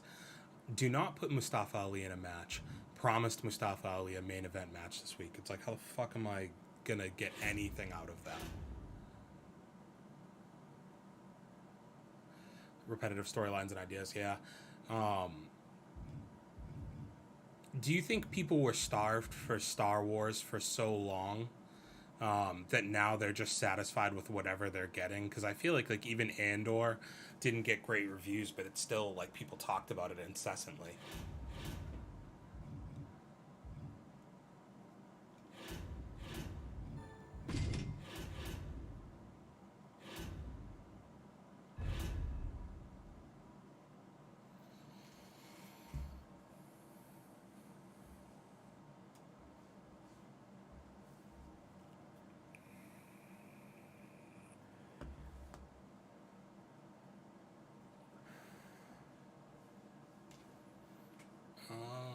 Yeah, we're gonna confirm this. I think I'll watch the opening match and maybe the main event. Getting close to WrestleMania here, guys. We're almost there, and then it'll be draft season again. I need one more trophy to pass SmackDown to get to first place. That'll be huge. I don't have.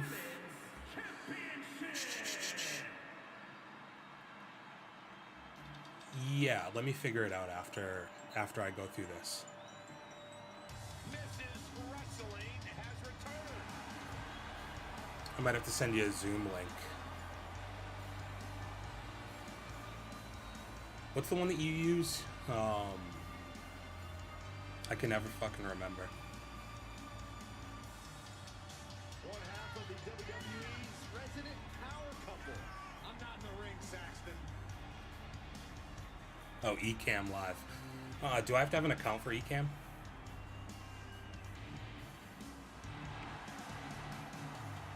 here tonight will reestablish Lorraine. Well, you can tell that's in the forefront of her mind here tonight. Yeah, do I have to have an account or can I just fucking send a call out? I also should have skipped that because that's going to be the DMAC right there. I've done really good up until this point.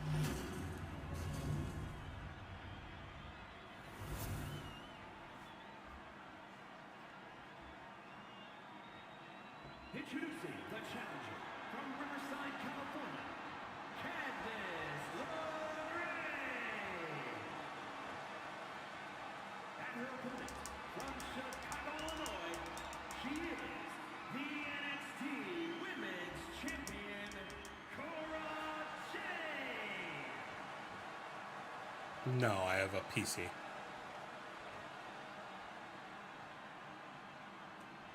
The energy in Was there this something arena is Mac specific about Ecamm? Competitors know exactly what's on the line.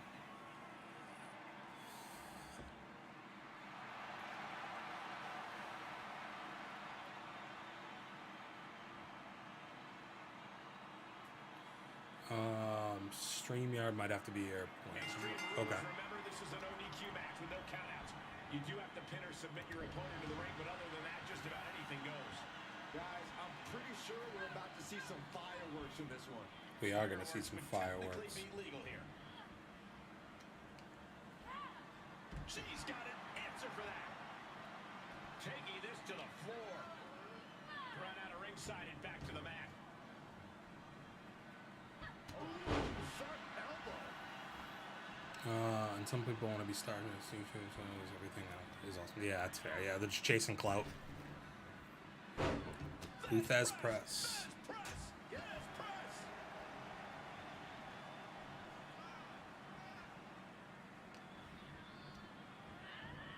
Oh, what an elbow high on the chin. What a barrage of stops. And if the first stop doesn't send you the message, the follow-up ones definitely will.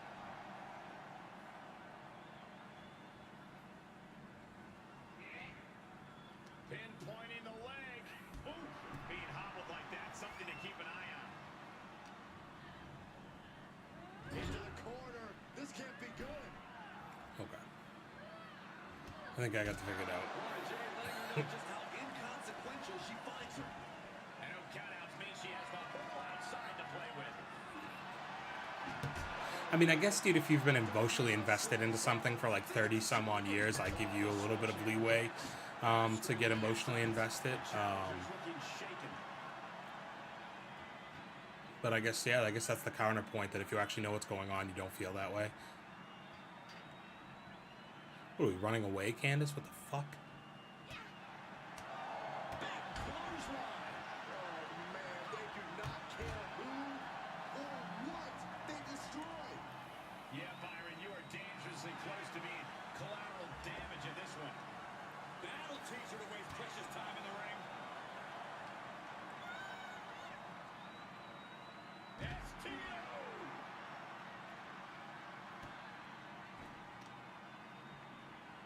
Oh, man, right to the arm. Hyperextend your elbow.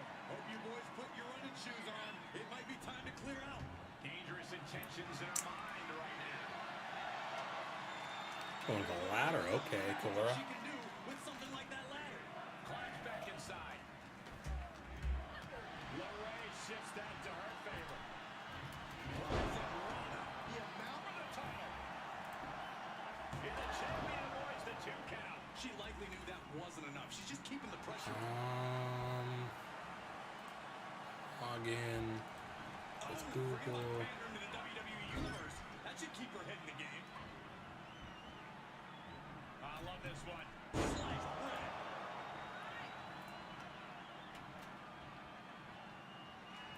I don't know what destinations mean.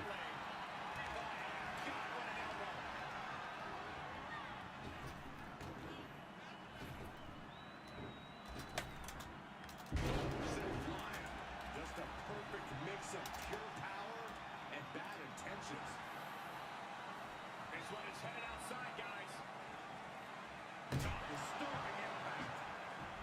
She's got that sledgehammer and making her opponent aware of it. Oh, the sledgehammer connects. No scrambling ringside. Let's check Stream Cam. Disturbing impact. Every successive move is putting their opponent in a dicey What? situation. There is nothing but malintent behind each of these attacks. And it is clear the mission now is to destroy and incapacitate. Throws her back in from ringside.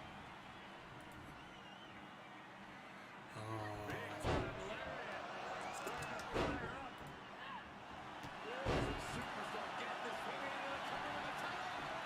Champion, no champion, no 2 count. Somehow she's still in this matchup. It's unbelievable.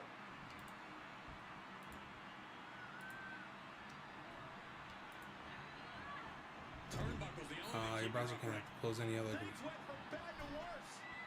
Well, that's really annoying. So because it doesn't matter actually.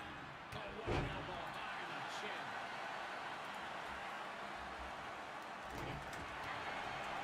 Trip right to the midsection.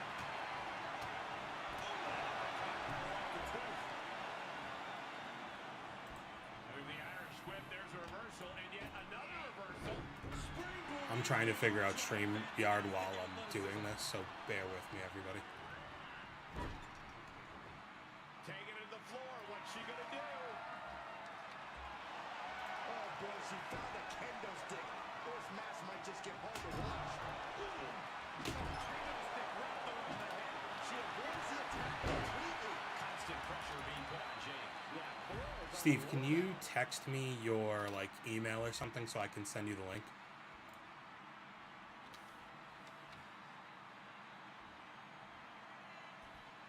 Taking it outside the ring now.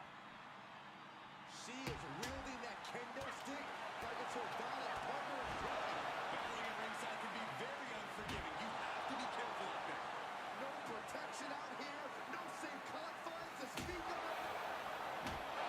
Any one of these attacks could cause irreparable damage, but I don't think we can come back from this many. Alright, well, her ribs are going to be fucking broken after this. Uncomfortable at this point.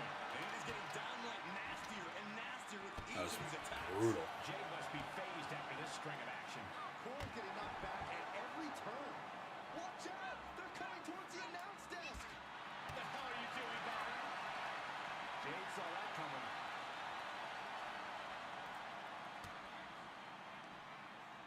From behind. Back suplex.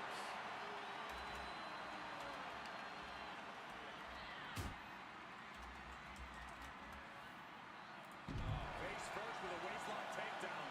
And Jade shows she still has a burst of offense in her. I guarantee Jade wants to end things as soon as possible. Fuck, I just knocked something off. Step up Enziguri.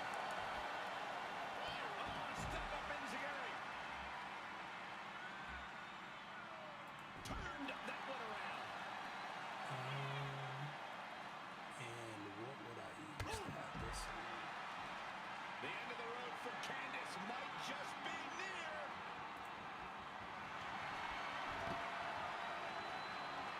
Take down the arm is trapped. Crossface applied. Uh-oh, the end is near. No way she survives this. I think she's gonna hang on. I think she's gonna hang on. Man, just trying to shift her hip. She does. And a right hand. And there's the break.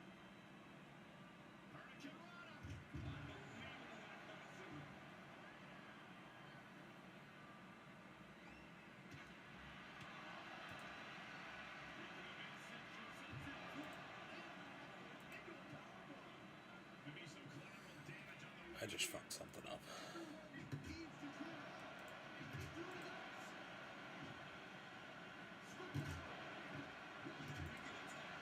Attitude for pain because it just keeps coming. This is getting more and more alarming with each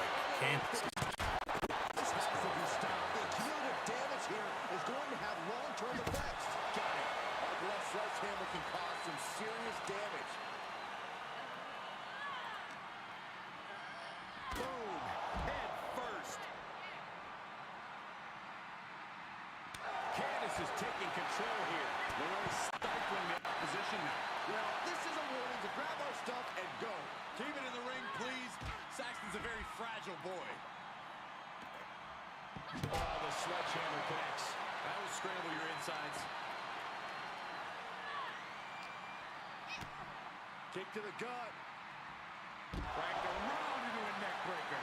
Continues to focus on that region of the body. Shirley is pinpointing that spot. Oh, man, meeting the barricade.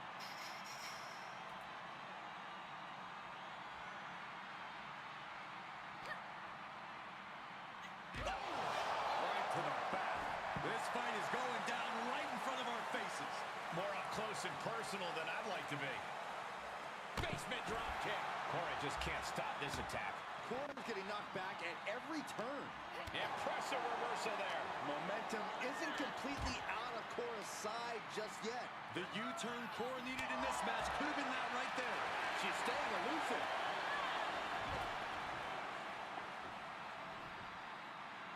I feel like this should have been over by now, no? Like, Cora's just been Oh, the sledgehammer destroyed connects. by these That will fucking scramble your insides. kendo sticks and sledgehammers. Jade with the quick wherewithal. One kick hits the mark. Sword kick. Oh, come on.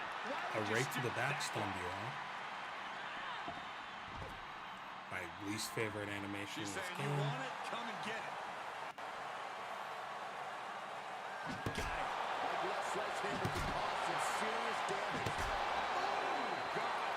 We are witnessing a malicious string of attacks right now. Able to parry that one. Sledgehammer right to the gut. She saw it coming.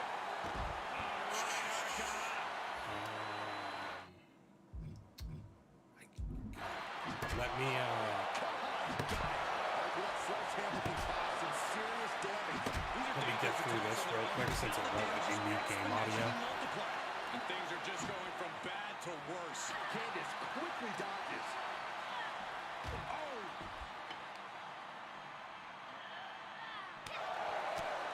Catches a punch. Cora being the aggressor. One attack. Who's gonna get their finisher and win this?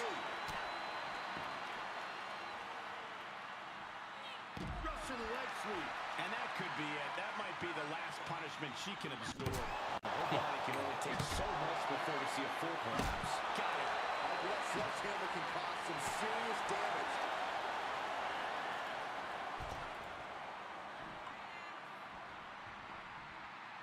This sledgehammer, how do you recover from that?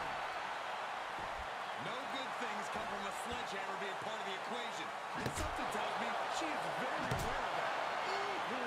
Every successive move is putting their opponent in a dicey situation. Goes under the ropes to get back inside.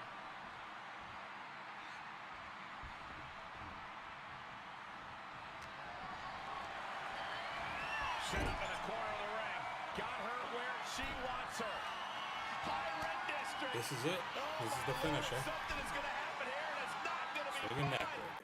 But this looks like a And she's won her championship back. The title's in jeopardy here. I think the paradigm is And we have a new champion. Unbelievable.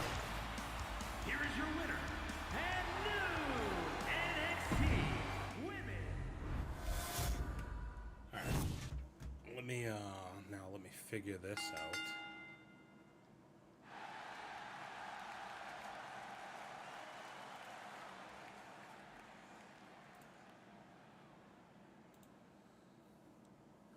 Steve, you hear me?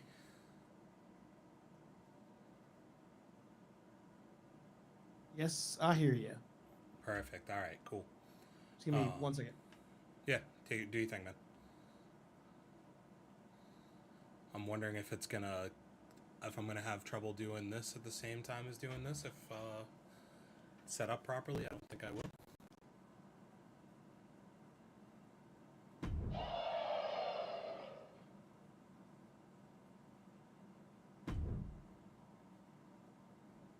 One, two, it's over. Hit the bell.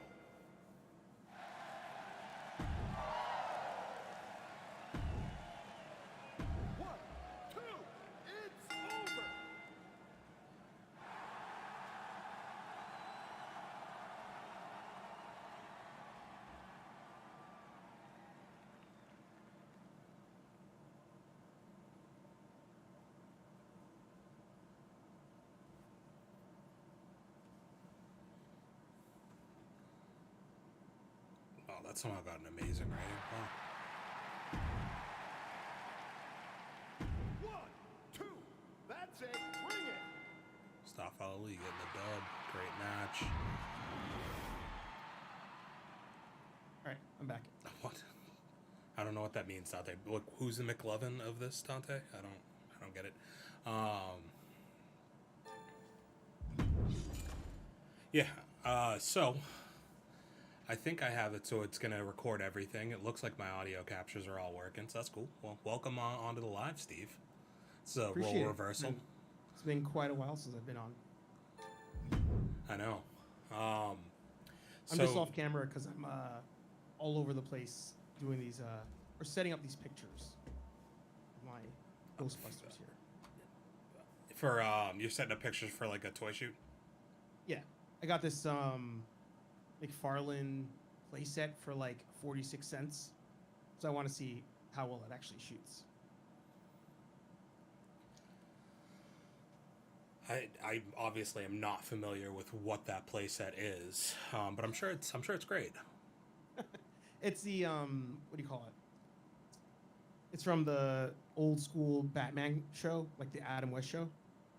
It's Wayne Manor, and it has it's like the library, so it has like a fake fireplace, and it has the fire poles that they would like ride down.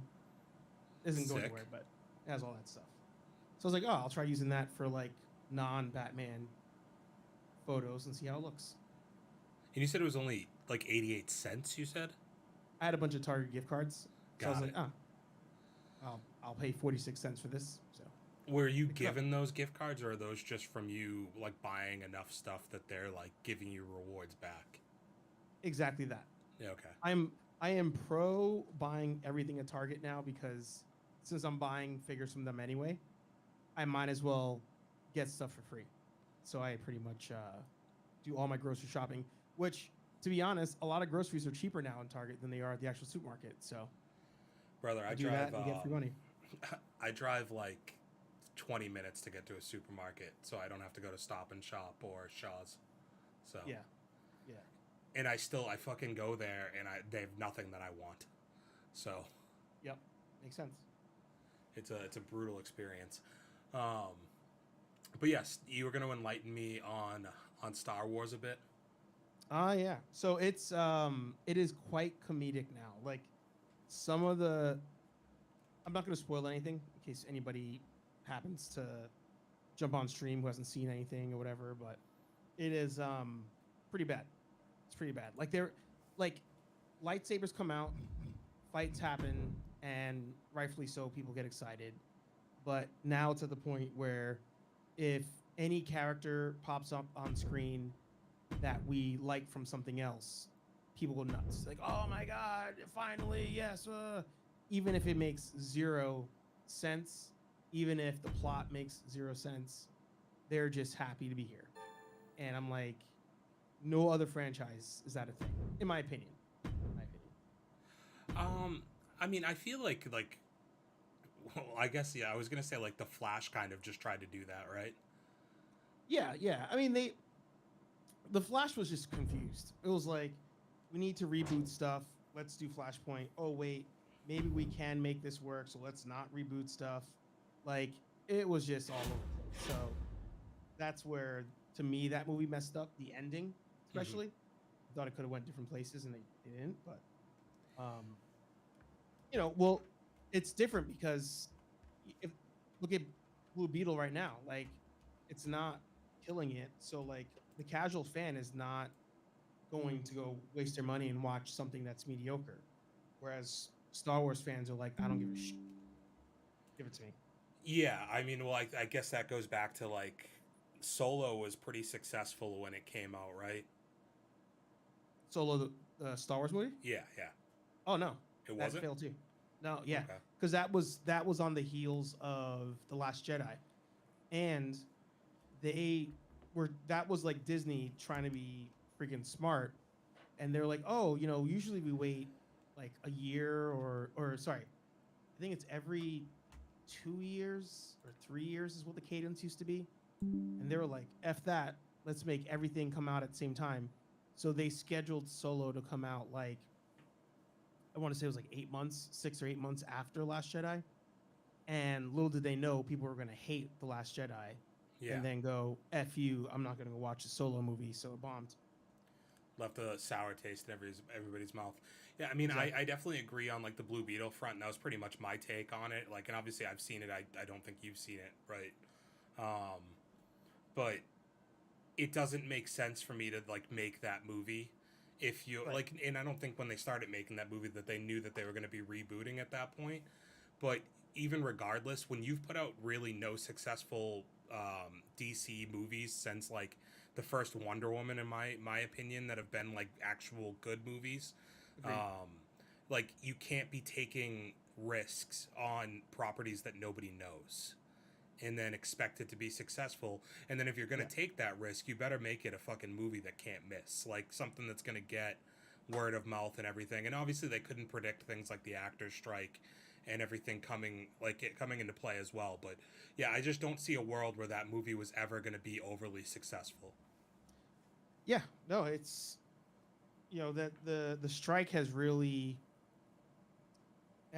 put everybody to the test, including franchises being like, all right, do you have enough pull on your own to make it without advertising? And we're seeing that the only advertising that works right now is social media.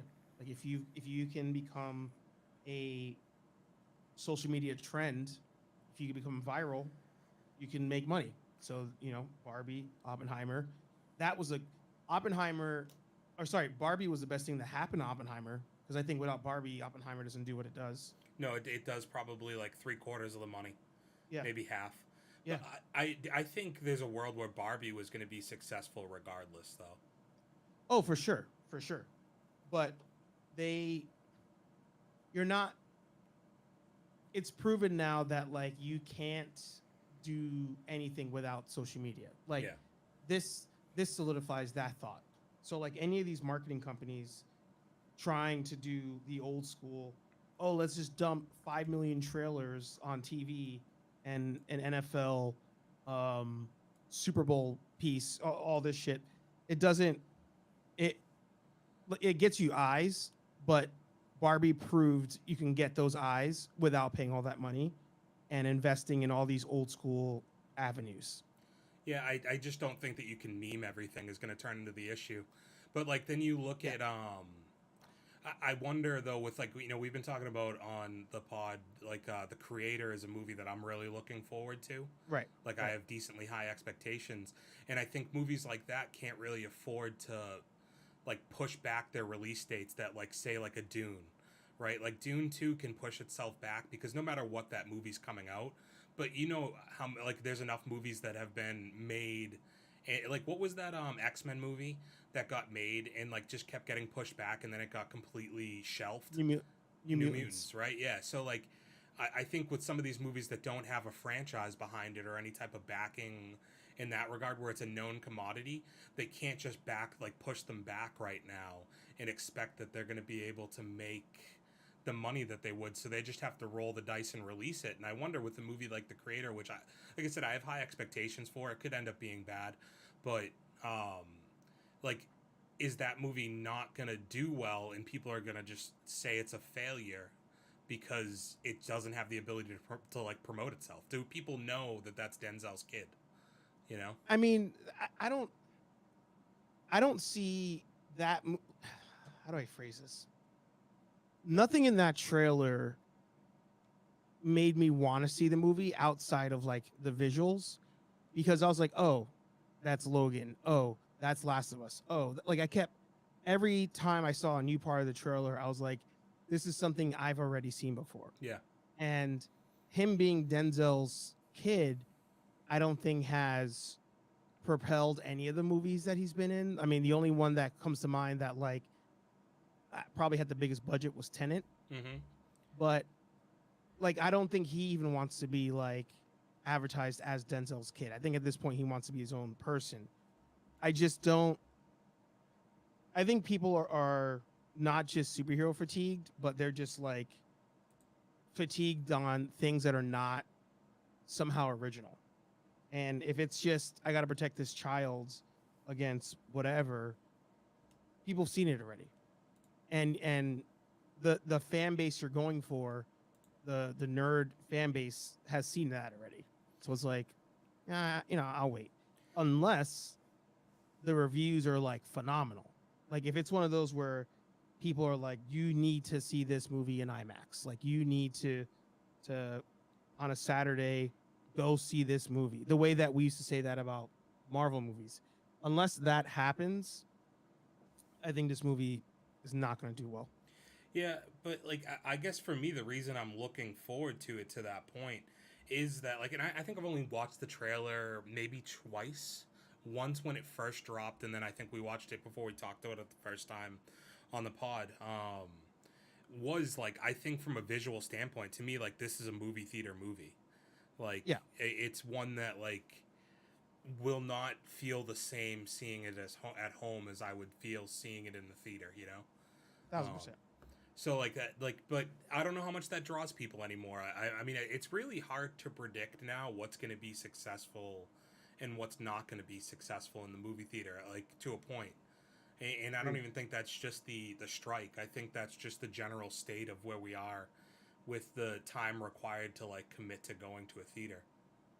I mean, it's I've talked about it. I mean, I don't talk about it anymore because I'm trying my best to honor the strike, but Yeah.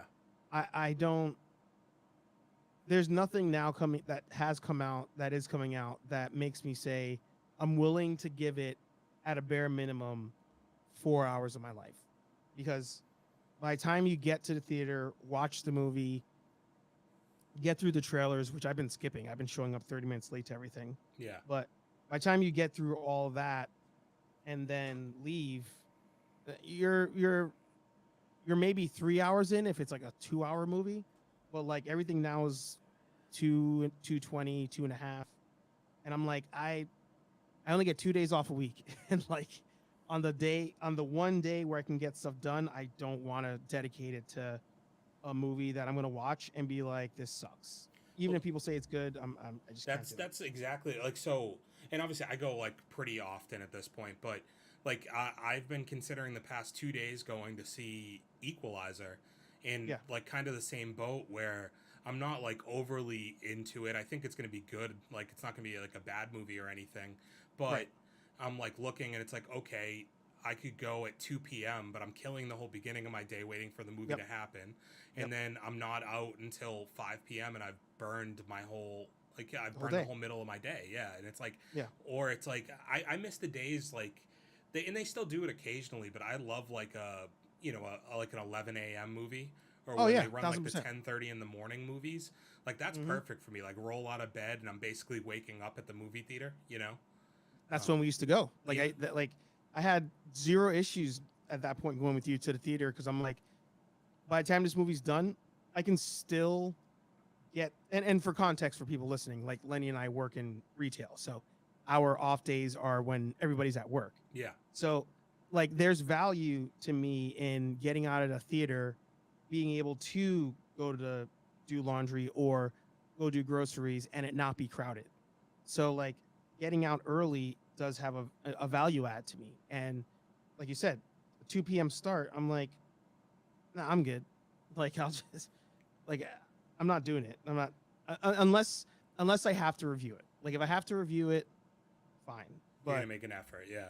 I mean, it was Yeah. the thing that killed me with Oppenheimer is like every time I would look at tickets, I would plan out my day and I'd be like, dude, like I can't make 5 hours. Like this movie doesn't interest me enough to make 5 hours Exactly. worth it to Exactly. go invest into this movie that like for the most part I don't necessarily personally understand the hype that was around it. Like I've been pretty open about that. Like I'm sure it's well acted, but there's a million movies that are well acted. Like I can find movies that are well acted fucking anywhere at this point, you know, Mhm. where it's an oversaturation of that at this point, if anything.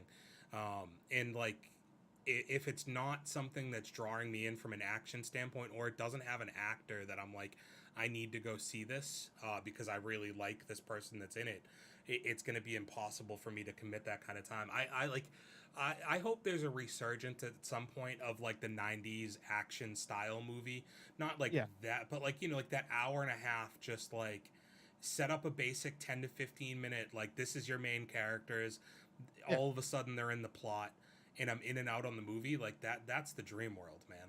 Like, Yeah. Oh, for sure. And I For don't know sure. that we'll get back to that, but Honestly, I don't think so. I think the way things are now, these companies are still running things with the idea that they know what's best. And, you watch these various like earnings calls, like for like AMC and for IMAX and stuff. And they're like, nope, we're telling you, the theaters are back. Like, people are not fatigued with superheroes. People are not fatigued with going to see, Chris Evans do whatever, or Helmsworth do whatever. And it's like they're lying just to keep their stock prices good. But in doing so, they're not adjusting for what the trend is going towards.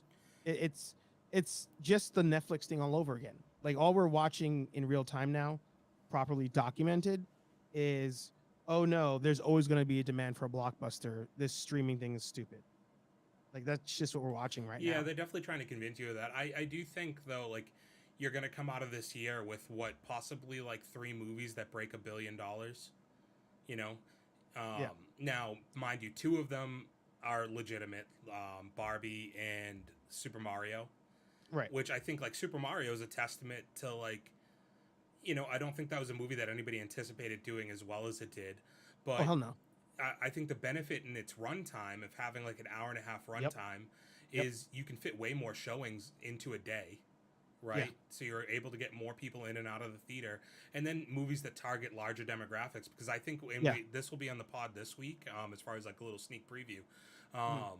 We talked about the Taylor Swift concert is going to be Yeah. in the theaters, and Yeah. I think that is probably going to be a top 5 movie of the year. 1,000%. Yeah. I swore it would not, and then I I really thought about it, and then talked to my coworker who's a Swiftie, and saw the the buzz it was doing on social media, and I was like, freaking hell! I'm like, that's gonna do it, because she will go see that concert 3-4 times in theaters, even though she's already seen it one time in real life, and is gonna go see it again. Like, that fan base just loves her. Well, I think that was going to be my point. Is like, yeah, like it's not so much like the first week is going to be huge, right? It's going to do over Yeah. 100 mil the first week, but it's more so like most of these movies at this point have like almost 60% drop off week over week. Yeah.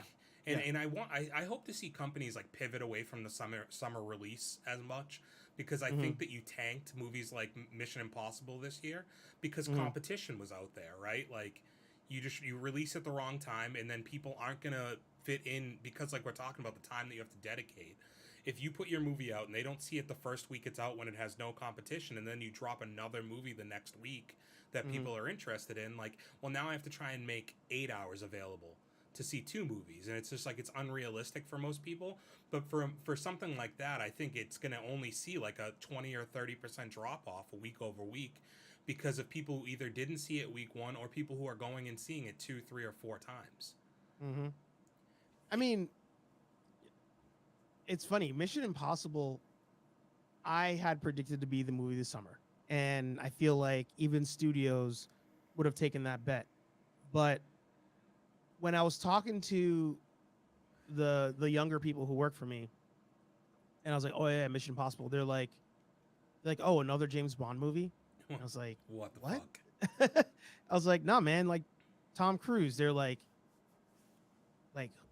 "Who's that?" And I'm like, "The guy from Top Gun." They're like, "Oh yeah," and I'm like, "Oh shit!" Like, none of you guys know like this franchise? Like, it's wild to me, and that has kind of become a norm.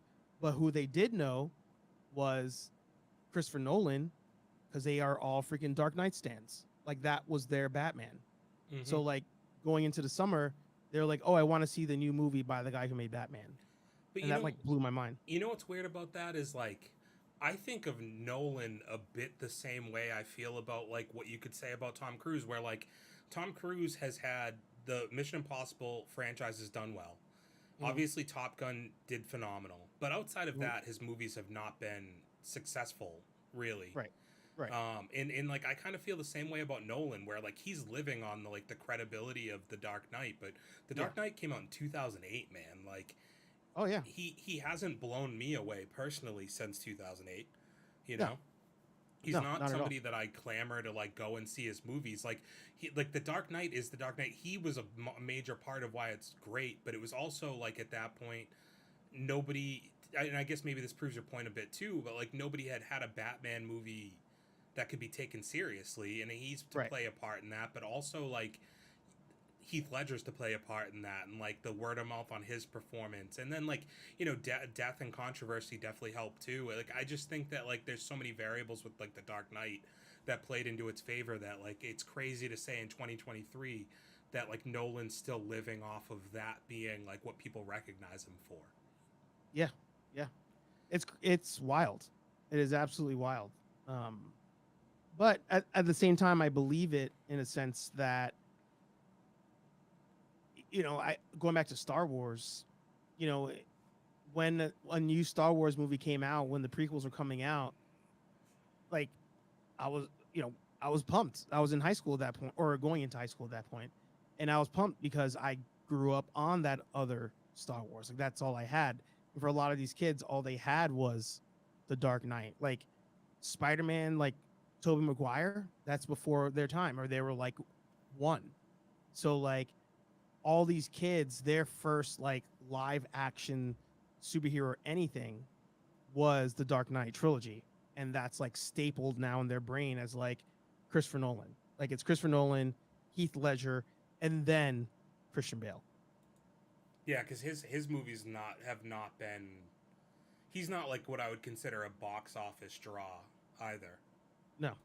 At this point, like No. he didn't get that same rub that I feel like they got off of it. Not like Heath Ledger wasn't able to, but like he just didn't reap the same benefits that a Nolan did from the success of like that franchise.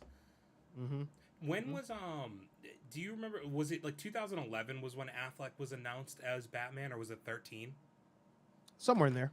Like that's also crazy, and I guess that just speaks to like the lack of success that they had with that character, where they never gave him his own movie. That like that should be a lot of people's Batmans at this point too, right? Like Yeah, but it's a movie that nobody liked. yeah. Like that's sadly he's 2 for 2 on being great at a role and being in a shitty movie, being put with a shitty script. Because I still say that I loved him as Daredevil. The movie was trash, script was trash, but I feel like as an actor doing the role, I feel like he did the best he could, considering it was also the first live action iteration of Daredevil. So Ahead of when its he got time announced as- too. Like there wasn't like this like major draw or No. want for superhero movies. Exactly. And at first, I think that was going to be the more serious superhero movie because he's coming off Good Will Hunting and all that stuff, and it's like, oh, we're going to take this guy who normally makes dramas outside of cameos with Kevin Smith. He also had Armageddon. Can't forget about that. Yeah, Armageddon. So like, he's going to give this character a more serious spin on things, and then you get a bad movie. It's not even the worst superhero movie ever, but people really don't like that movie. So he gets announced as Batman, and people only remember the feeling of not liking the movie. They don't remember how he actually was in the movie. I wonder if people don't like that, or if they like, I don't know, because like I don't remember that being a bad movie by any means, and I think it's because maybe like the direction wasn't great, but like Right. him, Colin Farrell, like they chewed scenery up, like they did really well. Vin Rames as Kingpin was great. Yeah, like they were well cast in that movie. I just wonder what Elektra did, because like Elektra was so bad that I feel like is that what killed people's like remembrance of Daredevil? I bet you most people don't even remember that movie came out. Yeah, that's fair. Yeah. I don't know what that did in the box office at the time. I wasn't following box office like I am now, but Yeah. I imagine it wasn't good. Yeah. No, I would take that bet with you. Yeah. My friend just texted me. He said, going back a couple conversations. He says, a guy at work just told me he loves Ahsoka, and then the next sentence is, this man has a law degree. This guy, I need to have Chris on my show. Chris hates everything, which I think was the name of the show actually. Yeah, that's the Chris Rock show. Yeah, he hates every superhero movie. He hates. I'm trying to remember what's the one franchise he likes, but like Dark Knight trilogy, he hates Nolan. He actually has, when you say Christopher Nolan, his face gets disgusted. He's like, you can't make a serious superhero movie the way that Nolan tried to do it, and I disagree with him. But I'm like, he makes a good point. He's like, you mean to tell me that dude comes out of the shadows talking like that to you, and you take him like you don't start laughing right away? And I was like, yeah, I mean, I guess it's kind of a fair point, But isn't that like? I mean, I feel like that's the character in a way too. But like, that's the one I'd be interested to hear him kind of like talk about that for sure. Yeah. Because like, you know, despite any thoughts I might have on Nolan overall, like I think, especially the first two movies, are pretty hard to replicate in terms of quality. Yeah. For what they like, for just, you know, changing the game and making people take seriously, like superhero movies in general. You know. yeah. I mean, I'm down for the serious movie, but his arguments usually around like, you can't have like, I think he enjoyed Peacemaker because Peacemaker was like comedic, and they even make fun of the costumes in it. Like, I think he liked that one. But his passion's anime, and he's been suffering watching One Piece because I've heard great reviews for that too, though. So here's the thing: One Piece is to him what Ahsoka is to me. He's like, what are you guys watching that you are loving this series? Yeah. And he's like, it hurts me watching this thing. It is awful. And I have to admit, I watched about 15 minutes of it. Maybe only 10 was I paying attention. And I was like, this is trash. But at the same time, I wasn't a One Piece anime fan. So I don't know if that has an effect there. But I would assume you'd want to get some sort of casual viewing on it. Well, I imagine that's who they're targeting in general, right? Because like, you already know that even if you love the property and they make a terrible, you know, reboot, retelling, revisioning, whatever it might be, like even in some masochistic way, you're gonna like suffer through it. In like the casuals are the ones that are gonna make it a success. Like same thing with the movie theater. So like that's who your actual target demographic is, and it's kind of like fuck the hardcores. I'm sure that's to your point what they're doing with Ahsoka, right? Like, oh, 1,000%. You know, 1,000%. Hey, we have this streaming service that has X amount of subscribers. We need new content to go on here, and they're gonna click on it most likely regardless. And the less they know about the previous shit, the better for us, because the more freedom it gives us to do whatever we want. And that's the part that pisses me off the most about the show. And I'll end with this because I have to jet. But the show is titled Ahsoka. The show is about this family, for lack of better phrasing, to tie to your Fast and Furiousness. Yeah. It's about this ragtag family that was broken apart. Ahsoka has nothing to do with anything happening in the plot right now. She has zero. But the show's named after her. It's literally a season 5 of that show, Rebels. And they are referencing things from Rebels to the extent that only the hardcore fans know what they're talking about. But the things they're referencing are like, we've seen them. So they're talking about it like it's, you know, like A New Hope. Oh, your father was a great friend and a great fighter, and we fought in the Clone Wars together. They're talking about it like that, as though the Clone Wars don't exist and we saw it. Like, it's the writing is absolutely terrible.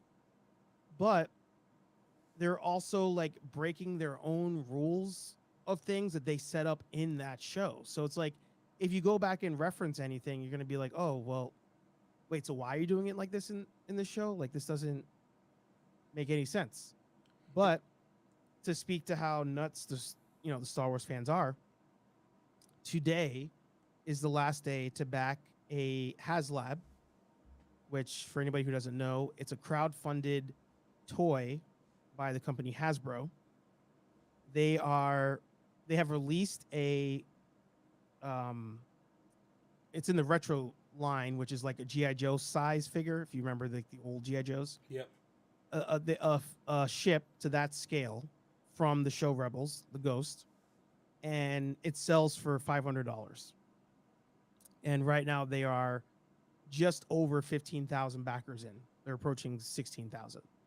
Wow. So the fans that are hardcore about this, about that show, about both shows, Rebels and Ahsoka, that are also buying the Ghost, could give two shits about the quality of anything. They're just like, put Star Wars on it, make it something related to what I like, and I'm all in. But to your point about getting people on the app, if you're not getting the casuals too, you're just bound to fail.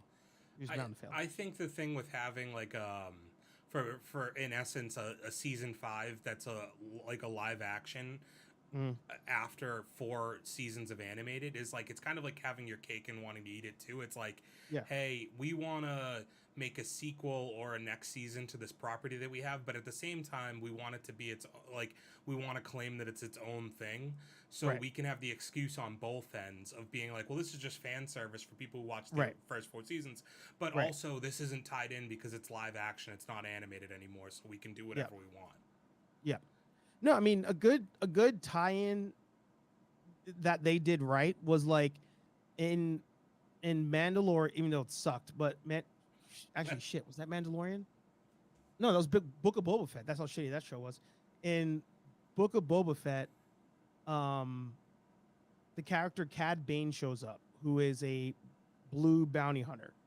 Now, what they do with him on the show is an absolute waste, but he shows up, a casual person sees him, and they're like, oh, who's this like cool looking dude?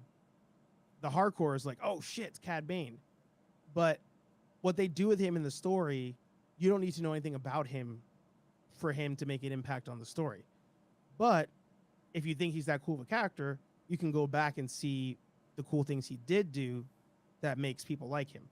But in this show, they're like, hey, you know this character Sabine, you need to like her, she's the protagonist. And you're like, great, she was never the protagonist of this show, of the franchise. She's also 30 years old and a war veteran. This chick was fighting the Empire at 15 as a Mandalorian, like kicking ass, freaking hijacking ships, doing all sorts of stuff. And now she doesn't know how to do anything.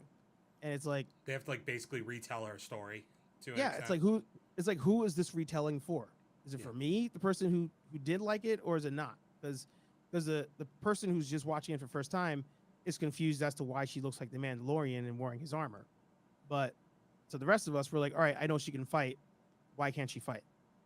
So I think that this is where you're inevitably like Star Wars is going to be the property that like you're never going to get a majority of people. It's always going to be like a very stark divide, I feel like, because it's something that you either were like so into that you can speak to like everything that they've come out with, and you as a fan can hold them accountable to it, or like they are going to just always going to have people watch it because even like somebody who's 10 years old now is probably aware of Star Wars to a point. Yeah.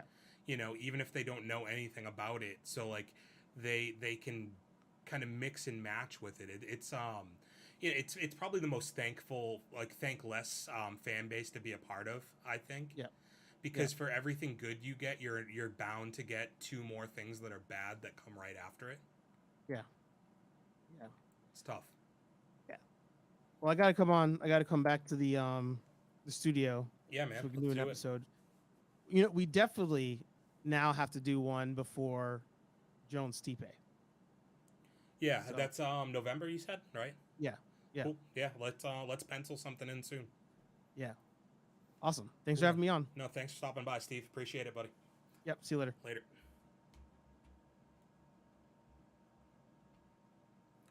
Okay, and let's get back to regular scheduled programming, shall we? To refresh where we're at, we're 1 week away from WrestleMania, so we'll book through this last week, book WrestleMania. Hopefully, I can take first place, and then I don't know how the seasons work. I don't know if it's like you just infinitely go through seasons or what, but maybe I'll draft season 5. I don't know.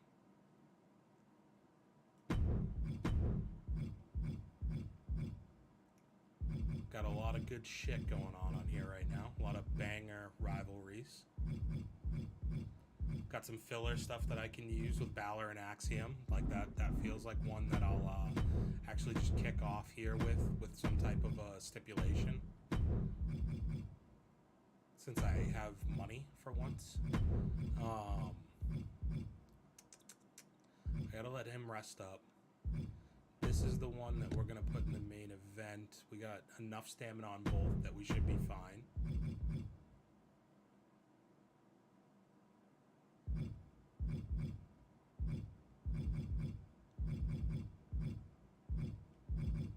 I never noticed that it said quality boost.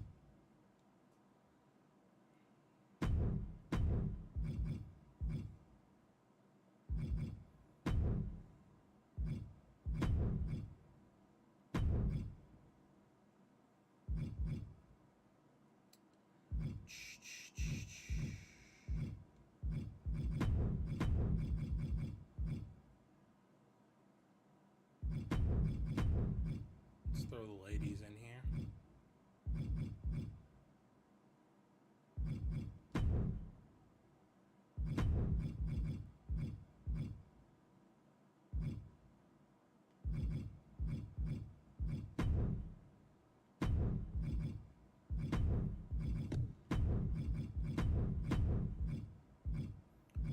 And do I have everything's at level 4, so I don't really want to like have to go to the well again on them. But basically everybody's booked already. Let's just do this. It's going to be kind of a throwaway match.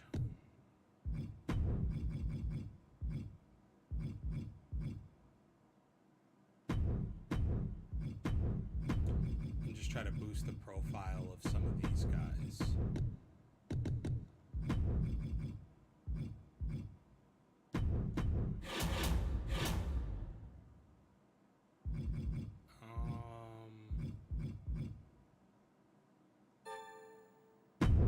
Can't use the week before PLE, that's super annoying.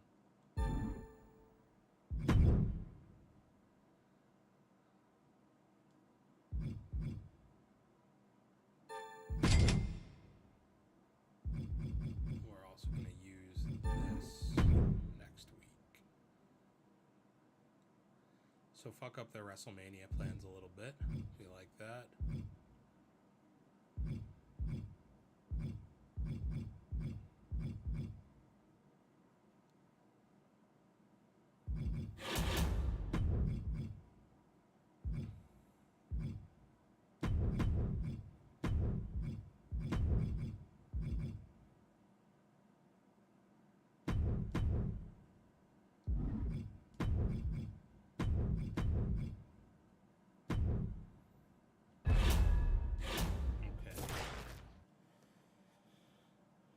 We're gonna sim through this and just get to WrestleMania. It's over. Hit the bell.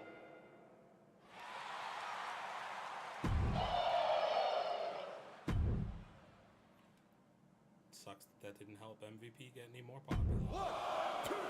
That's it. Ring the bell. Wow.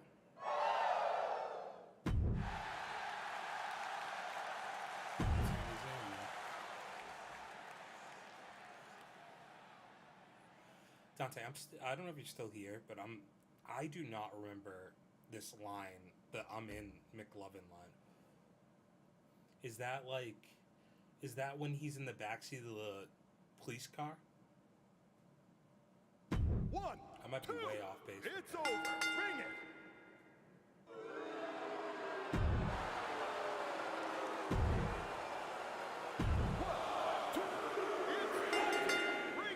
Drew Gulak winning the fucking title. Holy shit.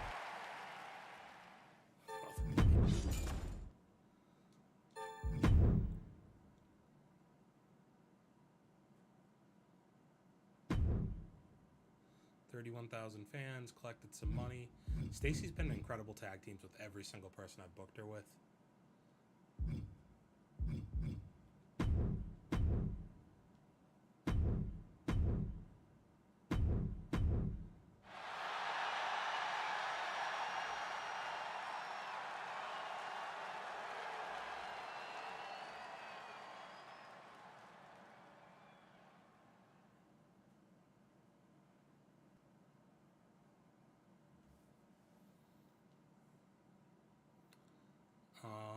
Okay, so I just need that fucking trophy so I can get into first place. Who'd you screw me over with? Alright. Good old Atlanta. Time to think. Yeah, cool.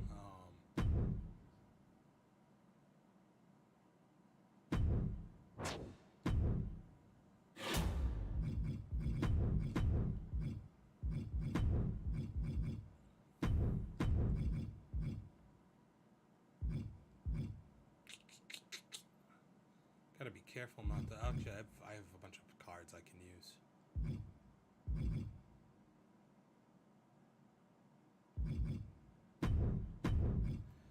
It does feel like that should go like middle of the card though, not an opener. Main event is this. In a Hell in a Cell.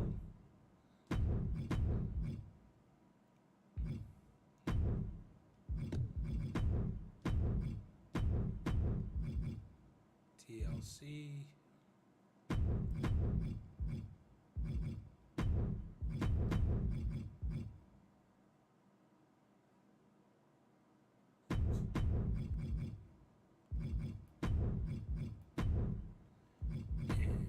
then, wow, I have a fucking match that I can't put on the card. God damn it.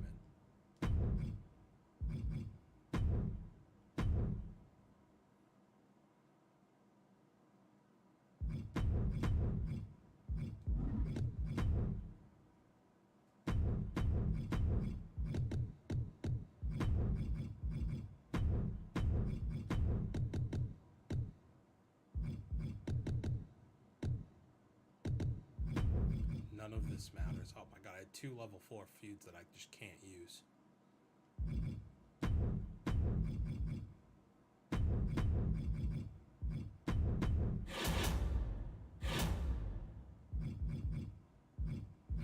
Free arena.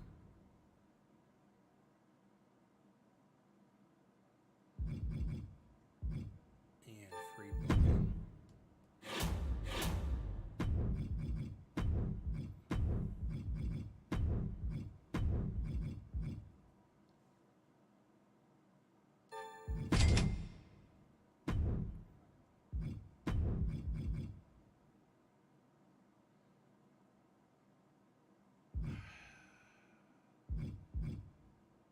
Am I gonna have the money to do this? I do. Okay.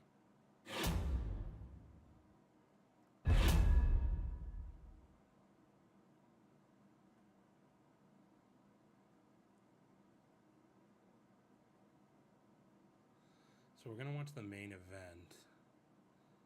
I don't know what else I want to watch. Maybe the open, the TLC. Maybe what I watch.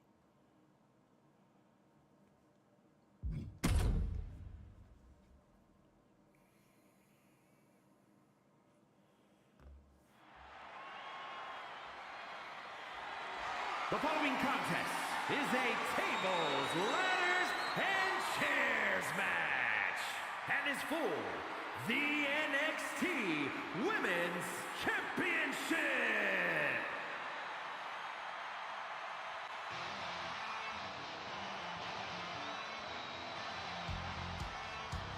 A promising rookie in the women's division. And I'm sensing an edge to her.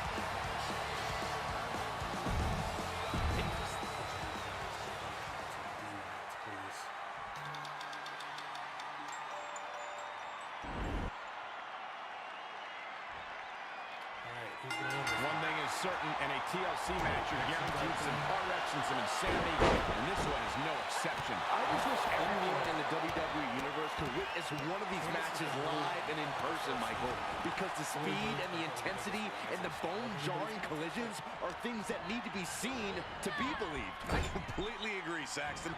Matter of fact, you should get even closer. You should call this one in the ring. Oh, what a stomp right to the chest. Are you kidding me? And this one might be headed ringside. And it looks like she wants to take this match outside. Looking good so far for her. Back in the ring now. Running Hurricane Rana. Sometimes you just gotta show off and show out. Snap suplex. Can't get any momentum here. And set right into the corner. As their opponent hits hard and to the corner, followed by the clothesline. And a rolling neck snap. The poison pixie at work, just taunting her opponent like that. Oh, Cora stopped that in its tracks. What a forearm. There's press! There's press! There's press!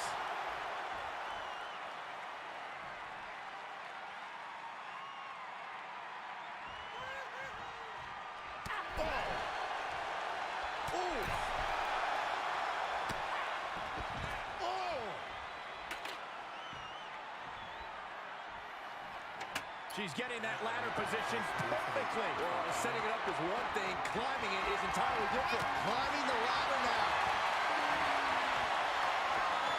Looking to steal a win here. Can she do it? Hey, when you have the opening, why not go for it? The fight continues high on the ring. Who knows what she's going to do to her now? We're guessing it's next month.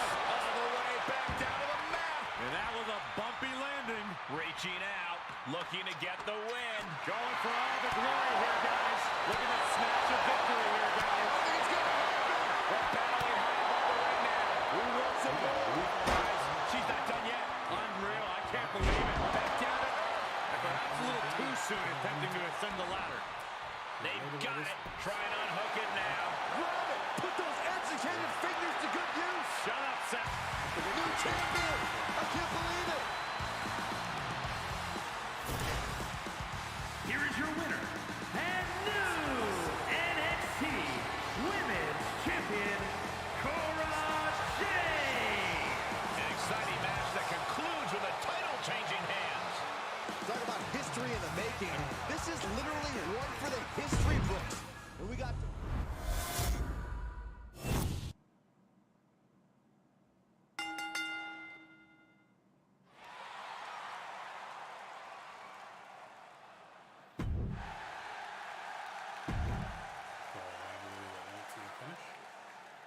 Maybe I'll re-sign Axiom.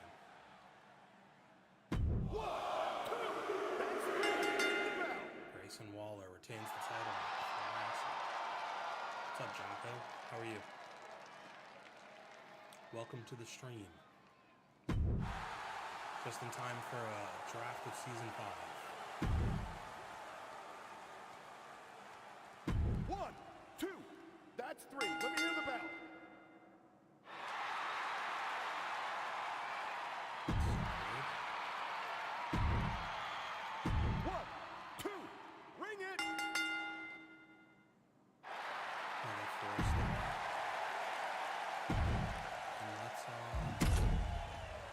See how we cap off WrestleMania here with a Hell in a Cell.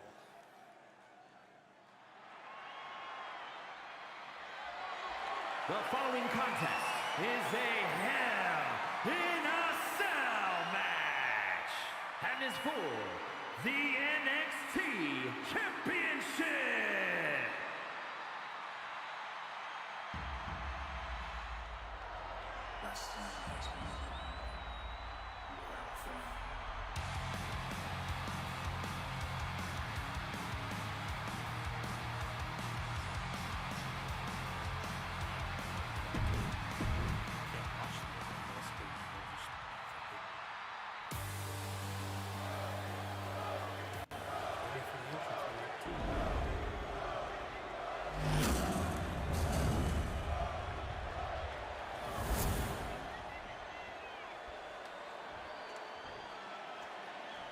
Introducing the challenger from Atlanta, Georgia, weighing in at 220 pounds,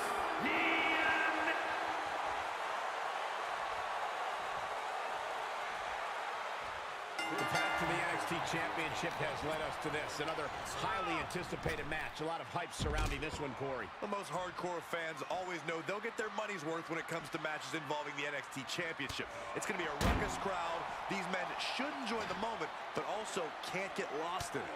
Emotions always ride high in these matches. Being able to tune out the noise and remain laser focused could be the difference maker. Just throw him on the ground. Oh! Oh my gosh!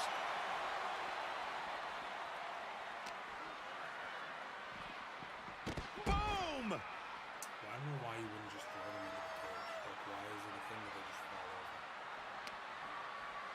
Oh! Chin-breaking uppercut! He climbs into the ring.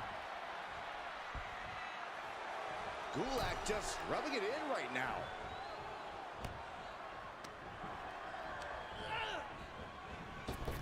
Right in the breadbasket.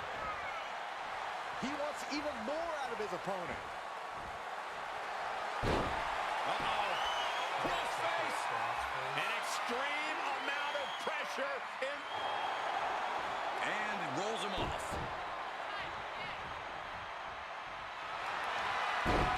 Uh-oh. Outright presentation of power there. Oh no, this is not where he wants. And it rolls him off.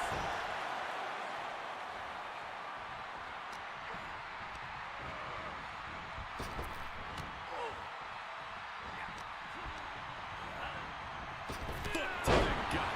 Quickly into the cover with the title on the line. The champion staying in it. Got surprisingly close to a pinfall there. Little shoulder along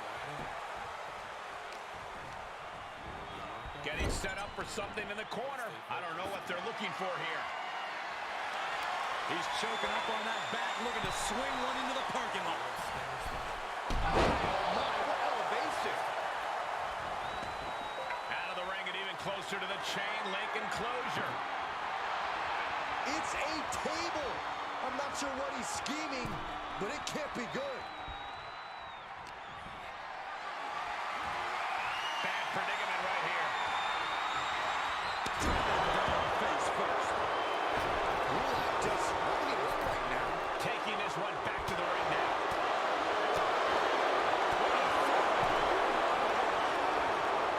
A little rope assistance. Punishing their opponent.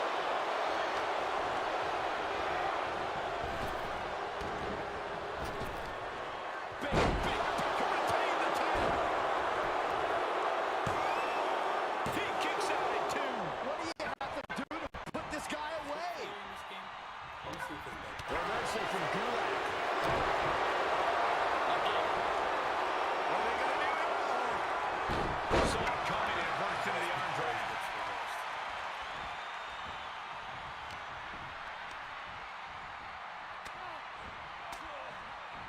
Reversal. What a counter. Look at this, going counter for counter.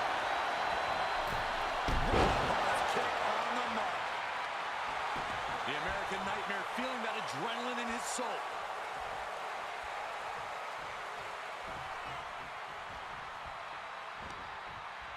Vertebraker. Cody Rhodes, breaker for the win. There's two. Title change. We have a title change. Here is your winner and new NXT champion,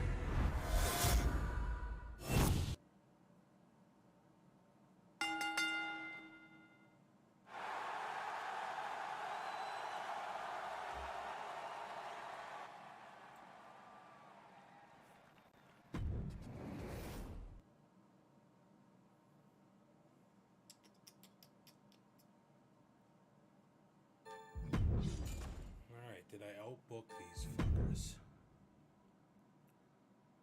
I did. Dominated it. huge amount of fans.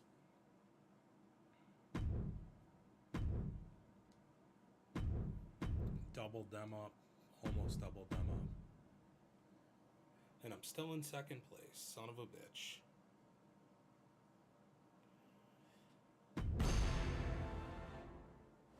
I'm gonna mute the game audio here just because I get the draft fucking gets DMCA'd. Or DMCA'd, yeah. There we go. Most advertising promos. I don't think, oh, I guess I did. I did a bunch of charity ones. Kurt Angle, most Giants, most bruises on their roster. What other stuff happened? I had the best match quality, of course. Well, best single show, not the best average, because WCW whooped my ass every week. But I beat everything else.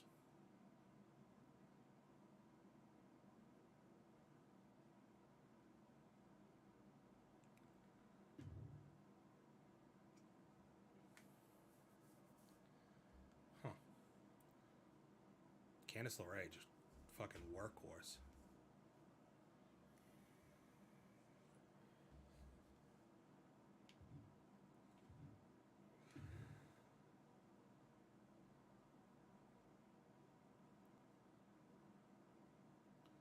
And here we are, season 5. It's the moment we've all been waiting for. The Who do I keep is the question. I think we keep Cody no matter what. I think we keep Finn. We keep Cora.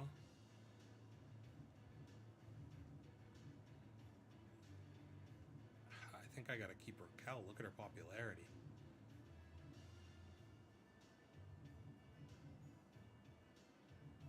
Yeah.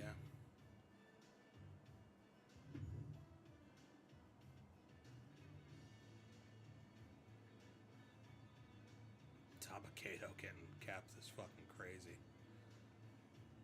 Lots of great talent remaining for WCW. Let's see who they pick. NXT preparing their 5th round selection here. Alright, what do I want to do? So I have a specialist and I have a fighter right now.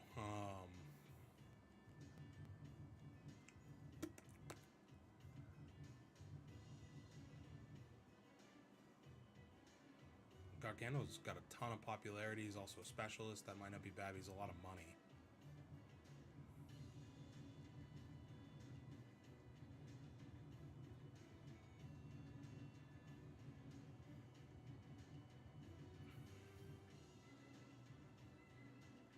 Might be time to bring back Rhea. 77 popularity, pretty good.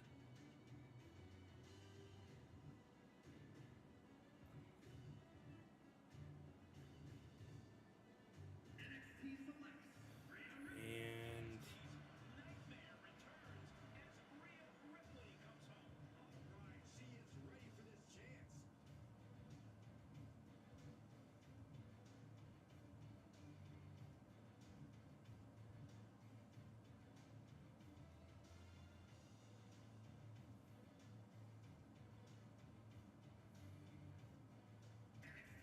take Big E.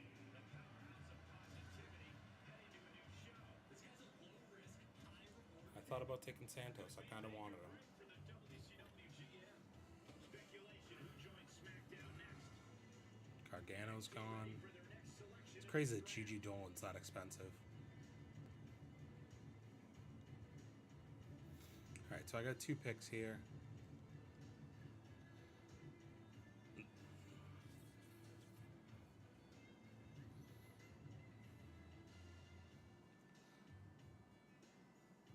I need a heel cruiserweight.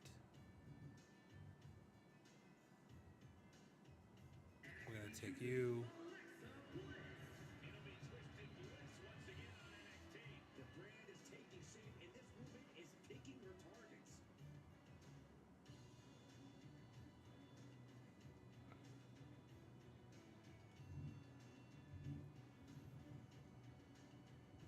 Need a heel from the male side.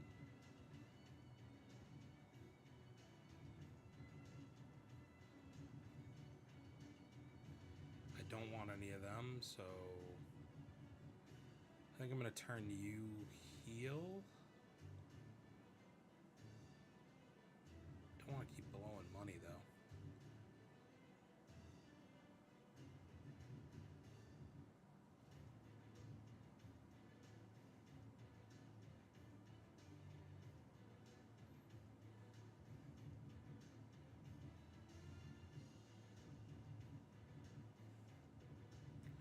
Alright, we are gonna take him. Braun Strowman. I think I'm gonna turn him heel though.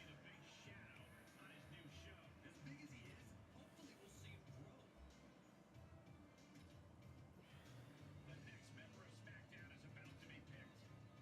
The NXT GM weighing their options here.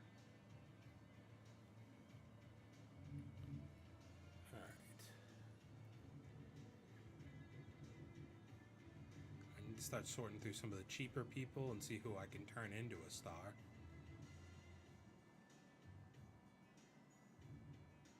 I like the Creeds. But I'm going to take Wes. And then from the women, On his new brand. Will have all the opportunity in the world on this brand.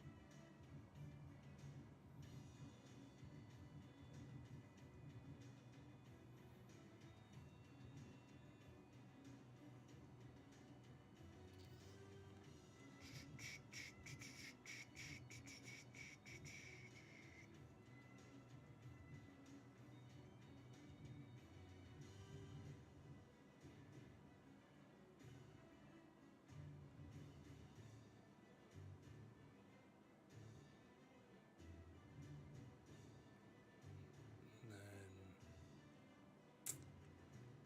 I'm waffling here if I want to take her. I think we'll take Lacey. Lacey Evans set to bring the class to a new brand. One of the few pieces missing from this brand. Who's going next to where the big boys and girls play? NXT weighing their options here for the next pick.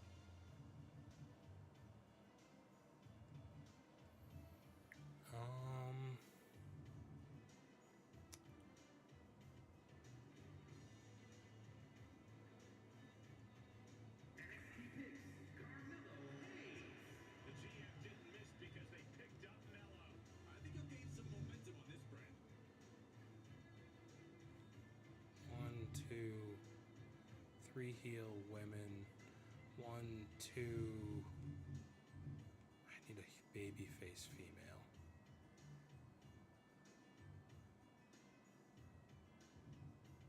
Which will be Roxanne Perez. Or do I go Liv? I think I go Liv.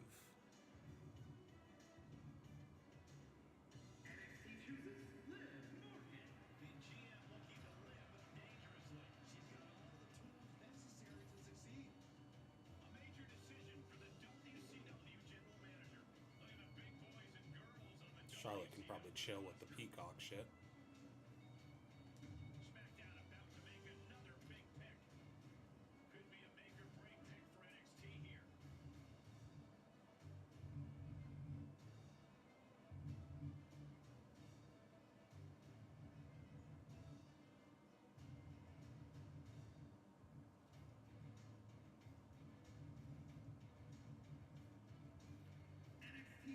Veer. And Veer is coming to a new show as the GM picks Mahan. Just pure iron will and untapped potential on this brand.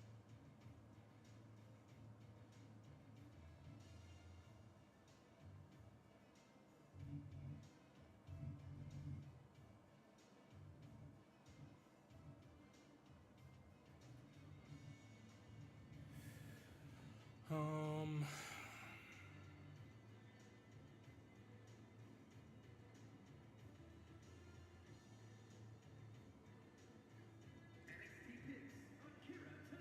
That might be a mistake. Cesaro on a new night. The brand clearly has plans in mind for him. The GM has finished their draft. Some big names picked. A major decision for the NXT War Room.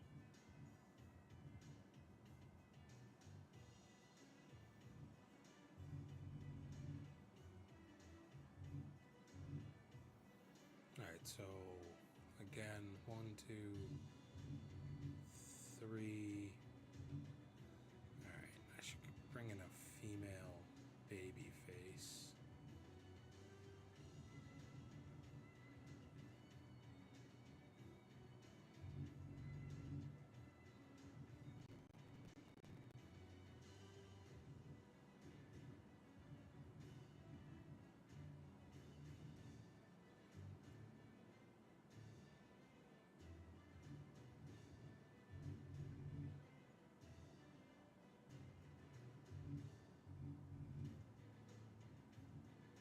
I really don't want to bring her in, but I think she fits like the roster well.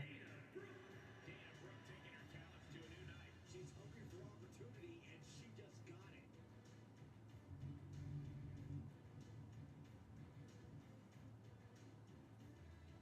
NXT Drafts, JCJ. JCJ bringing the attraction to a brand new show. This woman has the ruthlessness to match her upside. Here's a Okay. hungry talent looking to break out on NXT. So I have by far the longest roster. Side by side. This is going to be a good season, guys.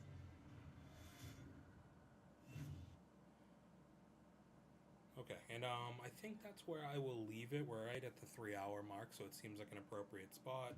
I just drafted, season 5, so nice fresh start to come back to next time.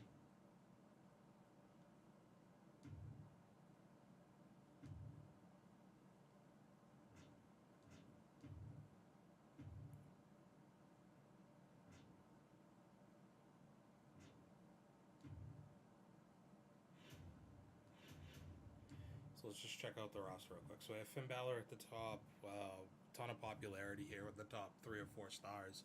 And then some stuff to work with. We're going to turn Braun Strowman heel is the plan. I'll probably forget that by the next time I play.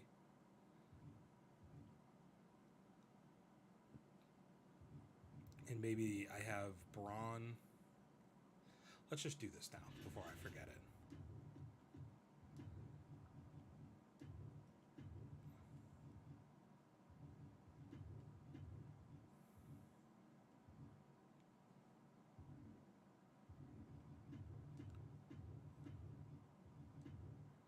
Right off rip, first title program, 2 biggest stars, makes the most sense. And then these 2 just kick off the show in the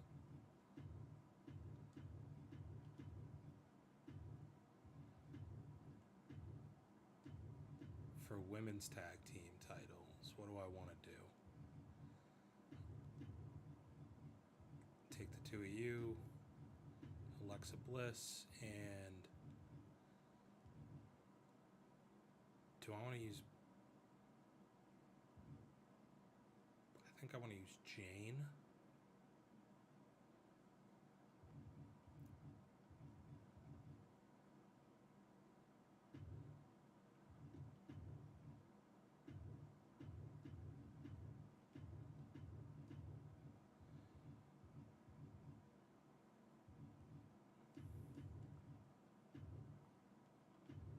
Just a simple little normal match. We flip-flop the 2 of these.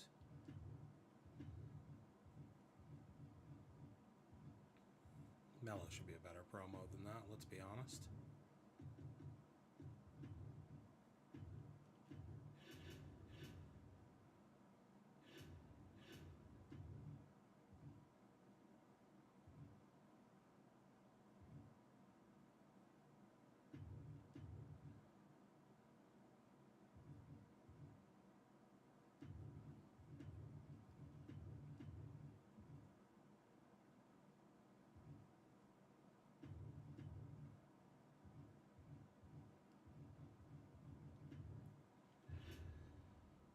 Alright, we're gonna hope we make money here is the goal.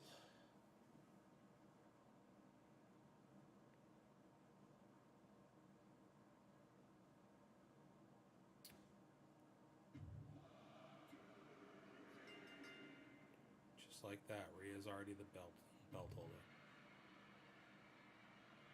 Okay, and we gotta heal Braun Strowman like we wanted.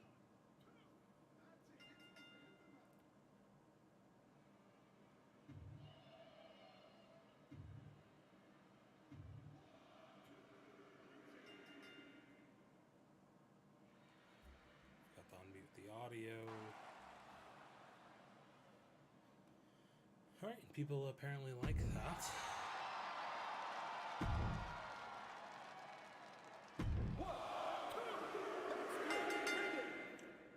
Finn just taking the fucking belt right off the rip. All right, I think that's about as good as we could have hoped for the first show. They love Bliss and JC Jane as a tag team, so that's a plus. The money was what we wanted, plus 159, so that's really good.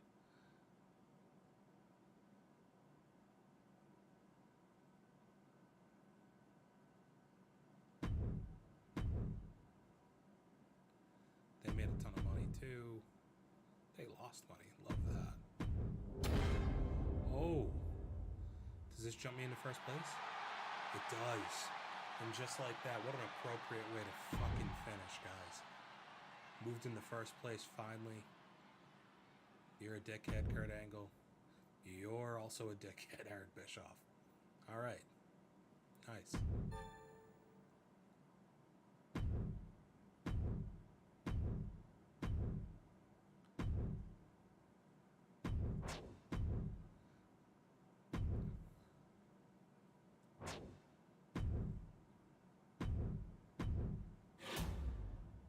All right. So yeah, it's been real, guys. I hope you liked the impromptu almost podcast in the middle of this with Steve hopping on. Check him out at Nerd Affiliated. He's all over the social medias and on YouTube. Does a weekly show on Thursdays. We have a podcast coming out either tomorrow or Friday on our YouTube channel here.